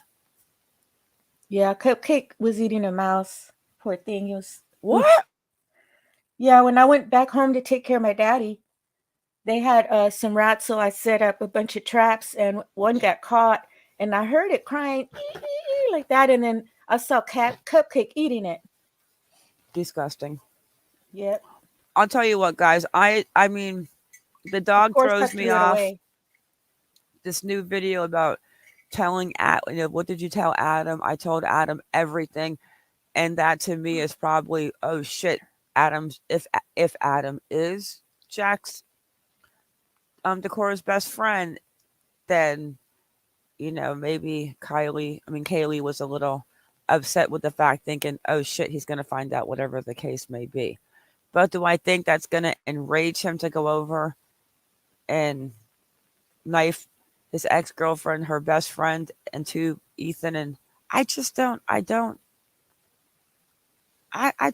feel it. And the other thing with the dog being put away threw me off for a little bit, but I'm still convinced that it's somebody who's in an outer circle, envy, jealousy, turned down, wasn't invited to the cool kids parties, and somebody like that. Like Inan fits the profile, but I don't think Inan did it. But somebody like that, I'm going with the incel. I'm going with some passion, crime of passion. But they sure did have a lot of parties and drink a lot. I mean, I'm not saying. Go ahead, just be chat for 1 sec. I gotta put the baby in her bed. I was just saying that they did drink a lot, but I went through that phase too around that age. So, it's kind of normal, but that was excessive. If you see someone made a tribute of the parties for him. I saw that about a couple hours ago, and it shows them drinking and Zaina drinking out of a bong and all of that, which I'm not saying it's wrong. They're adults. And of course, I've never tried that kind of a beer bong. But yeah, they had rowdy parties and loud.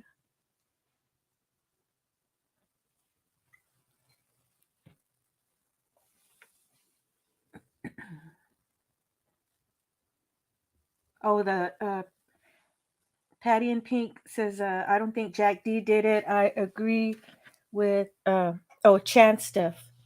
Yeah, that's interesting.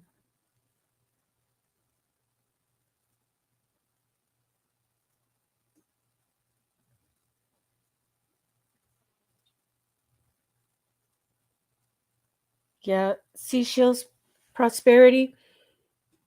I'm not. It's not clear. At least I don't think it's clarified yet if Dylan was transgender. I haven't even really seen a good picture of her. I've been focused on the other ones. I'm gonna look closely, but some look some look better than real girls. You know what I mean? Transgenders. Yep. Well, they are. I mean, there's girls. nothing wrong with being a transgender, but I think it's bizarre too that you watched the camera from September when the cop showed up and Bethany opens the door and she said that she didn't live there. Yeah. Was she underage at the time? No, she was a roommate then. It was the same roommates they have now in September. I know, but how old is she? 19, 20. Oh, so she was underage. That's why she said that, I guess.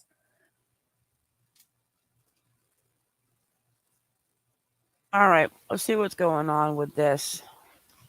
That's the wrong one. My gosh, that's old. Hang on one sec, guys. We did the scream. Okay.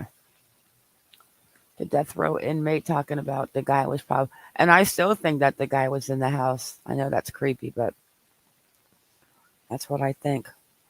But I do want to hear what John Clementine said. It's a little nibbit.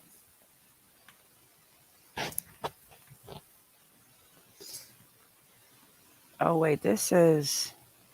Oh, I think this is. Wait a second. Because Ethan's brother speaks out too. Oh, he does on Dr. Phil? I haven't had a chance to watch it. Beyond the horrific nature of this crime, these 4 young people so tragically Dr. killed, Phil, that we got to talk. Is there anything that jumps out? We have to consider that this is a town that's not had any homicides in 7 years. It's a university town, 26,000 people live there, but half, at least 13,000, are students. Right. So when you think about 4 people dying in one night with horrific slashings, John Gillen. okay, the stabbing of that knife shows a frenzy. So whoever went into that house, if it was targeted towards the human, which is what Kaylee's father believes, started with, in his words, the 2 girls, but then took the time to kill another couple. We don't know if the perpetrator went downstairs or was even aware that there were 2 unharmed people downstairs. So the idea that you have 6 people, it doesn't surprise me that the roommate slept through it, because I know how college kids are when they party on a Saturday night. But to go in and get out, take the knife with him, and leave no trace, because we're going to come up on a month very soon with no suspects.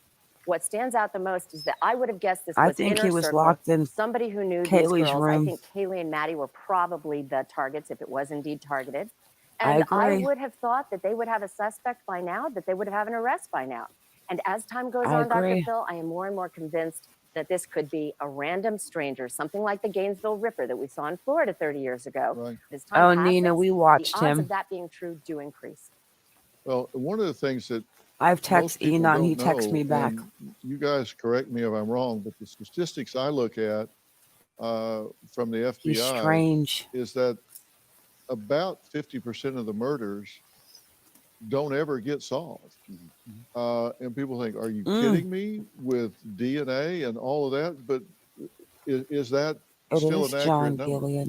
Yeah, Dr. Phil, I'd say that it is. I think a lot of that is because guns are used in 80% of murders now, but this was stabbing. And that means DNA is much more plentiful than if you used a gun from a distance. What jumps out at you about this?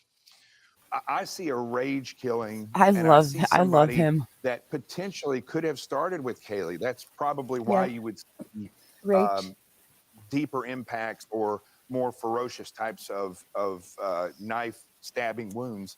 And then as they go from person to person, that would decrease, because killing, which most people don't understand the reality of killing with a knife, is a very violent, it's a very physically exhausting and also adrenaline exhausting. And by the time you get to a fourth person, you're going to be very exhausted. I think when you look at the totality of the circumstances of this attack, what you see is somebody that I think we're all in agreement, somebody that probably lives, I put it within 3 hours, because if it happened at 3, the sun came up around 7, most likely an attacker would want to be home and would be satiated. This is also a lot about satiation.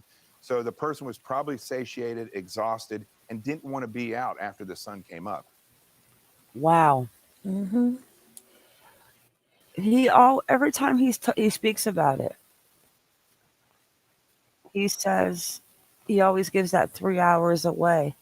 And now they seem to be moving out of the location to the east, trying to follow the Hyundai.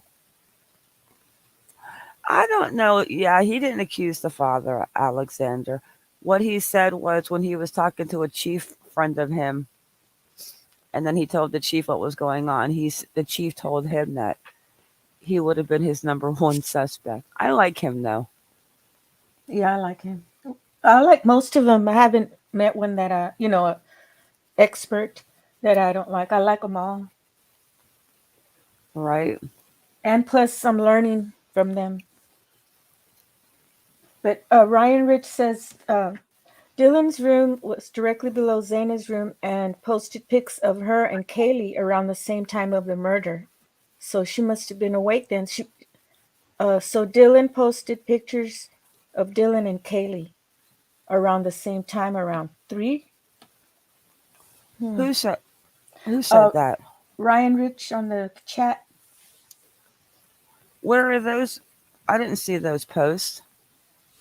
I don't know. I'm going to go look.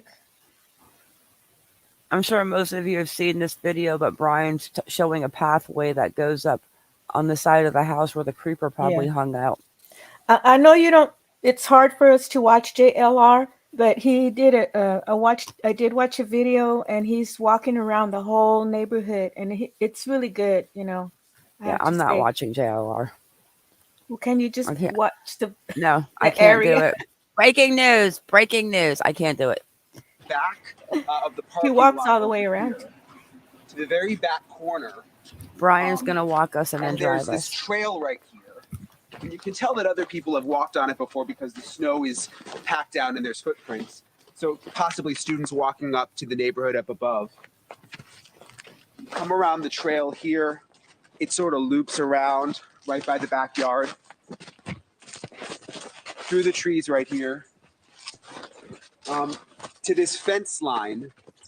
And basically the little trail continues to loop around. I don't want to go in the backyard of the people who live back here, but we'll show you what's on the other side.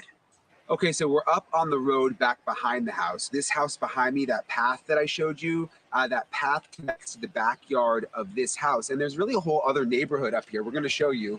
I'm going to get in the car and drive you up.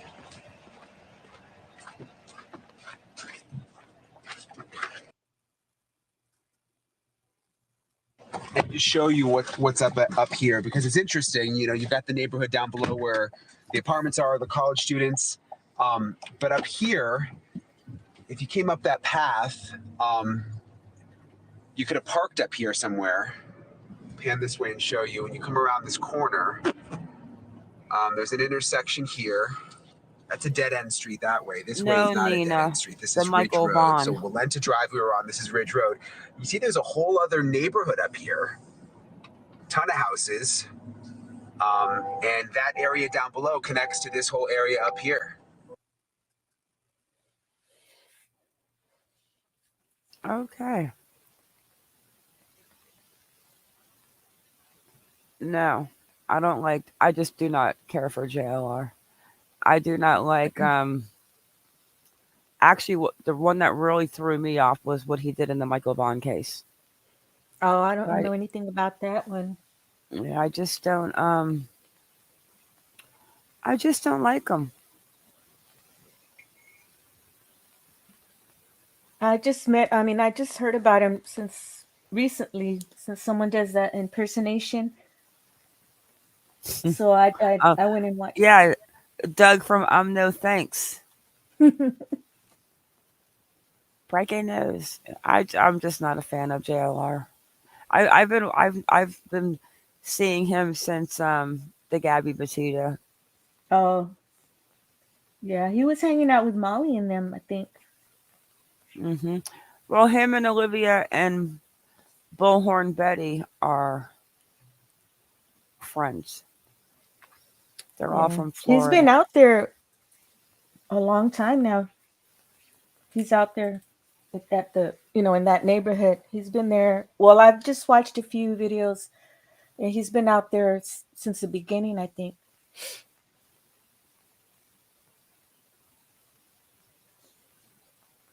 Yeah, Kylie. I thought it was an accident too from the beginning, but with everything else that's been said, I don't know. I'm so confused with Kylie Rodney. And it's crazy that they're all getting cremated right away.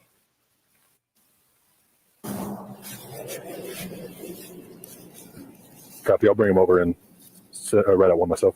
All right, guys. Come on over here. Oh, that's the scream again. Copy. I'll bring him over. Yeah, I heard it. And write out one myself. All right, guys. I can't hear it. Copy. I'll bring him over something. Write out. What is this? It's when it's at the point when he's staring. All three of the kids are in his view and his camera. Then you can hear it in the background. So is that right there? I think that's Dylan. And then this post says, I wonder if police looked into this truck that drove on their body cam video at 3 a.m. the same night as the murders. Also, Dylan, one of the roommates who survived, is pictured with a similar looking truck. Audio of surveillance from the Fox News. Someone said, Maddie, what did you say to Adam? Reply, I told him everything. So is Adam Jack D's roommate? Well, I mean, the speculation is that he was a roommate or he's his buddy or something like that. So, Maddie, what did you say to Adam? But that was Kaylee. A woman asked as the group walks under an outdoor surveillance camera. Like I told Adam everything.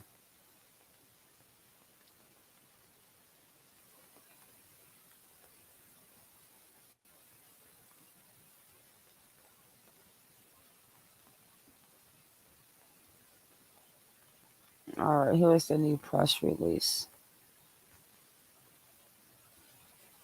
Nope, 7th.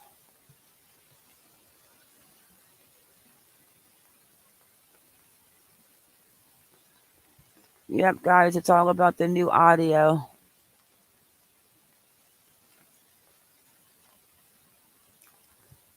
And then someone saying that the car looks like a 2011-13 Chevy Cruze 1 hour ago. I just seen a video saying the neighbor of the 4 victims in Idaho was at the food truck. Well, I mean, I heard the rumor Inan was at the food truck, but yeah, supposedly he was home practicing his firing sticks, right? Yep, and sipping tea. And playing a video game. Uh-oh. What is this? Father speaks out on update. I haven't seen this one. All right, let's watch this and we got to wrap it up. I have to work in the morning. All right. What is this? And joining me now is the father of Kaylee Gonsalves, Steve Gonsalves, as well as their Yep. family's Was attorney. that the attorney too? Steve, thanks so much for joining the program. Again, I made a promise to you that our audience would stay on this case and not let this case die. We had a cooling off period last week out of respect for law enforcement to bring the temperature down a little bit. What new can you tell us, Steve? I know we got this new surveillance video that was released by our digital team today. What can you tell us? That film, to the family, we've had that film for a while. I believe the business reached out to us directly, and after they had given it to the police. So it was kind of comforting to us because it's just two girls having a good time talking about, asking about their bartender and just being girls on their way to the grub truck. Yeah, so you don't suspect that this guy, Adam, that's stated in the video is somehow a suspect or anything like that. You guys have known about this video for a while. We have, and we asked, and we did the obvious due diligence when we looked into that, and it was pretty clear that this individual was not a part of the investigation as far as a suspect. There you go, guys. So Steve, what can you tell us about the investigation thus far? We've heard about the car details being released as well. Is there anything that we can do to get some answers for you guys so we can get this suspect, whoever it is, in custody? They've kind of informed us through communications that they've checked all the easiest paths. So like if this individual had this car registered to his name and it was just something very quick that they could just look up in the area and go right to his house, they've done all the due diligence there. They've done all that. So now they're reaching out and they're going to look to the community to see if this individual borrowed this car. It doesn't appear that it's something that they have real easy access to. So he may have ran, and they really pushed the narrative saying, hey, if we can get these guys to focus on something that's really helpful, which is this car, and find out if somebody says, hey, that car that looks a lot like mine, I'm going to come forward and just volunteer my information, and then they can figure out if somebody else had borrowed it or if heck, who knows. Steve, we talked about this off air, but one of the reasons why I want to bring this up is because I think it's critical to this investigation. A lot of these young people were teenagers, and there may have been some illicit activity that was minor that they would have gotten in trouble for, and it may be preventing them from coming forward. What can you tell these young people to kind of motivate them to give up some answers? Don't worry about all the petty stuff. 4 innocent lives were lost here. Yeah, I want kids to understand that this is such a big case that these guys have their hands full. I wanted to They go sure out do. and tell everyone that Nothing wrong with it. Gonsalves family support the local police officers, so much so that we want them to be able to work on this case. I know that this is way over the normal workload that they normally have. Plus, they have patrols. They have to patrol now. This guy's not caught. So, there was some rumors that I called these officers a coward. That was not for these officers. That was for a lawyer that was standing in between what the officers would like to release and what is actually being released. And I called that individual. And this was just about coming forward and saying that the profile is a male. I feel like at a month we can rule that that's not going to hurt the case. It's pretty clear. Even the coroner said this was a very strong individual. 2 people had defensive wounds, overpowered those people. So I'm just trying to steer the conversation into a way. So I have another son. I have another person who's going to school there. So we know as a family what we're looking for, and if they see an individual looking a certain way, I'm telling my kids, steer clear of that. Steve, but I want other families to know. Steve, this is your first, and I'm sorry to interrupt you, brother, but this is your first Christmas without Kaylee. How you doing? How's your family doing? To be honest, we're not even really going to have a Christmas because we you just can't get yourself there to where it would make sense. One of my so sad. children, the youngest one, is going to go stay with some families because they're going to have the normal type Christmas, and she deserves that. But for us, we can't do that. It's too close to our heart. And how do you have a celebration like this when you've lost two of your favorite people in the world?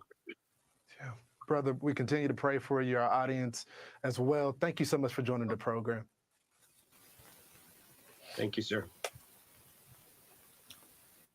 Jess, Chisme and I searched every strip club.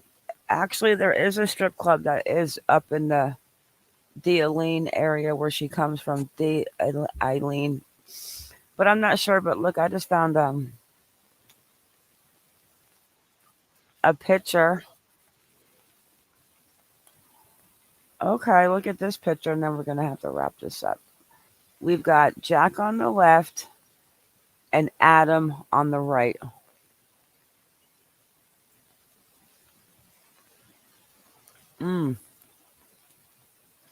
Now, what's weird is that Adam kind of looks like maybe Adam's the guy at the food truck. Okay, where's this picture? Here we go. Jack, Adam. The ones in the middle, I have no idea. So, Adam, it does look like Adam was the one at the door when the cops went over there. I think that kid had more of a, I don't know if, I think that kid had like more of a straighter wave. It could be though, but this guy's got great eyebrows. I wonder if that's Loach, the one with the headband. Could be.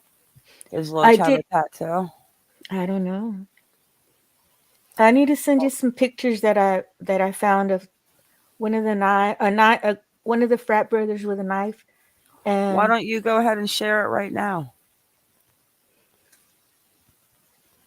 Well, hey Trinity, do you have your computer up where you can pull them up?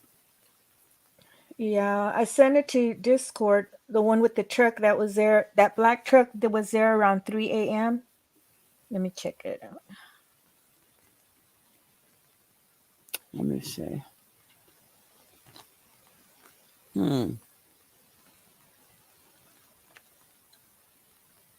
Do you see it on Discord? David's truck before murder. Yeah. Yeah, hang on. At 3 a.m. night of the murder. David.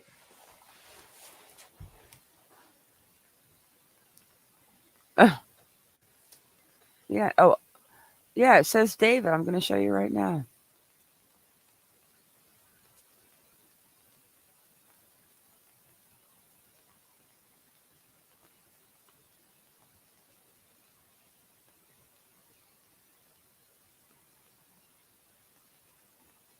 $11:13, 3 a.m. And there's the truck. And that's the truck that they were just talking about that shows Dylan in front of it. But what could he have told? What? Yeah, I think. I don't know. I'm just confused. But if I had to go with, if it was like I'm going with the fact that it's an incel that was watching those girls for a while.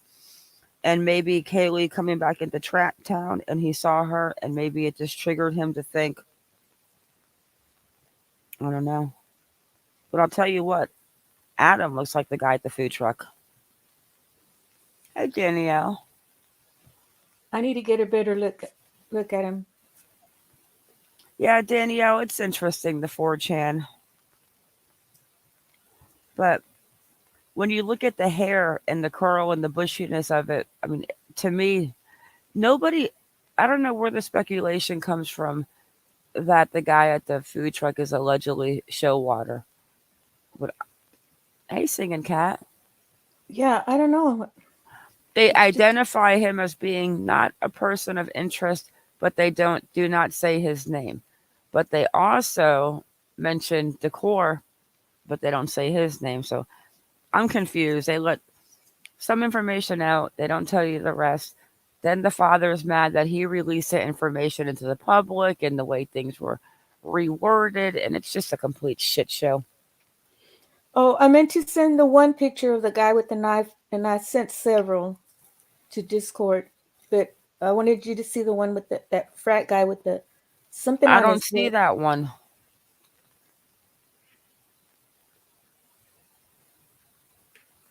Did you resend it? Yeah, they're in Discord.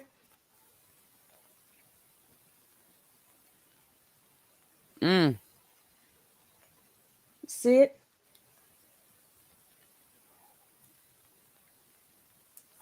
Oh yeah, we've seen these pictures before. There was actually a whole bunch of these guys that were lined up. Oh, okay. One sec, I'll show them again now. I'm gonna share my whole screen. And I don't know what that other one says. I think you're onto something mentioning I Loach. think it was like like when you go to a frat house and you're a freshman and you have to like get initiated in and do those crazy things. So there's the frat house. Am I sharing my whole screen?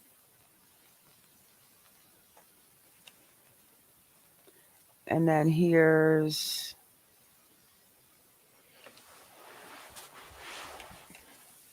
Ethan frat brother have something to do with it. No, I think that's just like one of those things they have to do when they're getting into the frat house. Yeah, like a pledge or Mm-hmm. what's that called? Some of them get hurt when they do it. I forgot when Yeah. they're initiating them in, like they get. Mm-hmm. What's that called? Yeah, I think that picture was innocent. And that looks like a regular kitchen knife with a wooden handle. What's on his head? I don't know. It must be something to humiliate. I mean, I saw a picture, but it had a couple of these guys standing together. It honestly looks like they cut one person out to make it look like it was one person, but the original photo had a couple of them dressed like that. Oh, okay. I thought Maybe that they was weird. stand at the front door and they have to just say something ridiculous. Who knows? Maybe they hit him on the head. What side? Well, So they I sure think do that's play with it. knives. Yeah. And you heard what Steve said about Adam, that they're just not. He's not even a person of interest. Mm-hmm. Ryan, I didn't hear that Ethan was in a fight. I heard that Ethan had a problem with maybe, like, who would he have a problem with? I mean, there's like 4 hours missing, 5 hours missing. He had an argument, but wait a second, his brother addressed something about that fight. Let me see something real quick.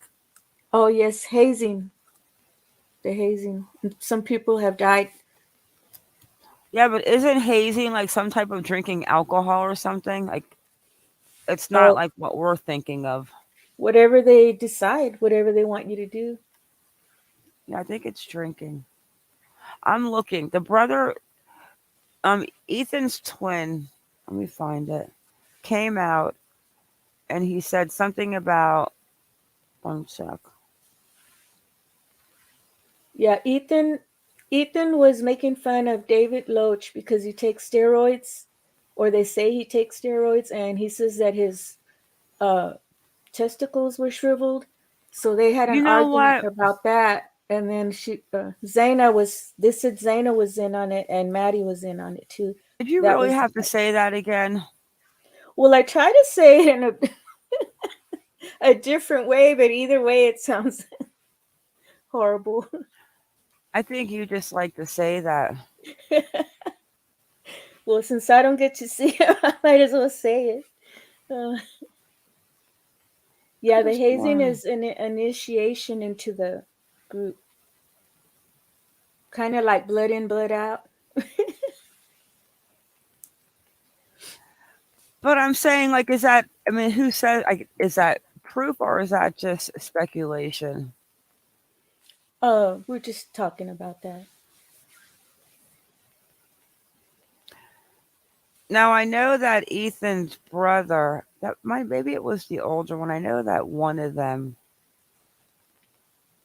Oh, did you read what Libcom wrote? David Barry Choa has an alibi. His alibi is that he was selling weed to one of the guys in the body cam footage. So they were coming from there. Oh my gosh, there's like so many turns down this rabbit hole you can't even understand it. Patty, because they said he was on steroids. And how does Ethan know? How does Zayna and Maddie know? How do they know? Right? Could have sworn it was Ethan's brother that came out on Dr. Phil or something. He said something. And I think he was trying to say something about the fight. Adam was the bartender at a corner club. Well, Steve, they were asking about the conversation that they were having, and I think Kaylee's father said they were talking about the bartender or something. I don't know if Adam was the bartender. Girl, well that one video I'm talking about, he went he looked inside the corner club, so to see what it looks like, and he walked around downtown and he ran into someone, but I need to go back and watch it because he went through an alley and one of these guys was standing out there behind one. He walked by where Kaylee and Kaylee worked, and he walked by the deli. I'm thinking that it's an incel. I'm thinking it's somebody who is a stalker. I don't think the person goes to college, but I think he's just kind of like a loner. And I think he had a crush on Kaylee. And I think that when Kaylee came back in her car that she bought with her money that she saved, it was a used Land Rover, but she was proud of it, to say goodbye to all her friends because she was moving to Texas January 1st to start her new life and then go to Europe. I think someone was triggered. Yeah. I don't know, Danielle. We don't know if you have to go back and watch the interview. I think they were asking what they were talking about, and I think Steve, the father, said they were talking about the bartender. Just talking about regular stuff. I don't think he was saying that he was the bartender. I just read it here on chat. I hadn't even heard about Adam. Yeah, Adam's new on the set they released when you can hear them. I told Adam everything. Oh God, what'd you tell him? Yeah, they Ryan. Yeah, I saw the interview. The president of Sigma Chi. Brian was interviewing him. Brian Enton. It could, Danielle. Yeah, I saw that too. All right, I'm 2 minutes turning into a pumpkin. Chisme, thank you. Okay, thank you for having me. Yeah, I'm gonna call you after this live real quick, so make sure your phone's not going to voicemail whole thing. Oh, I'm in trouble. Just kidding. Oh, God, stop. All right, everyone. Thank you for coming in. Chisme, thank you. Bye. Thank you. Merry Christmas, everyone. Merry Christmas. Happy holidays. Everyone, guys, keep your baby safe and stay vigilant. Good night.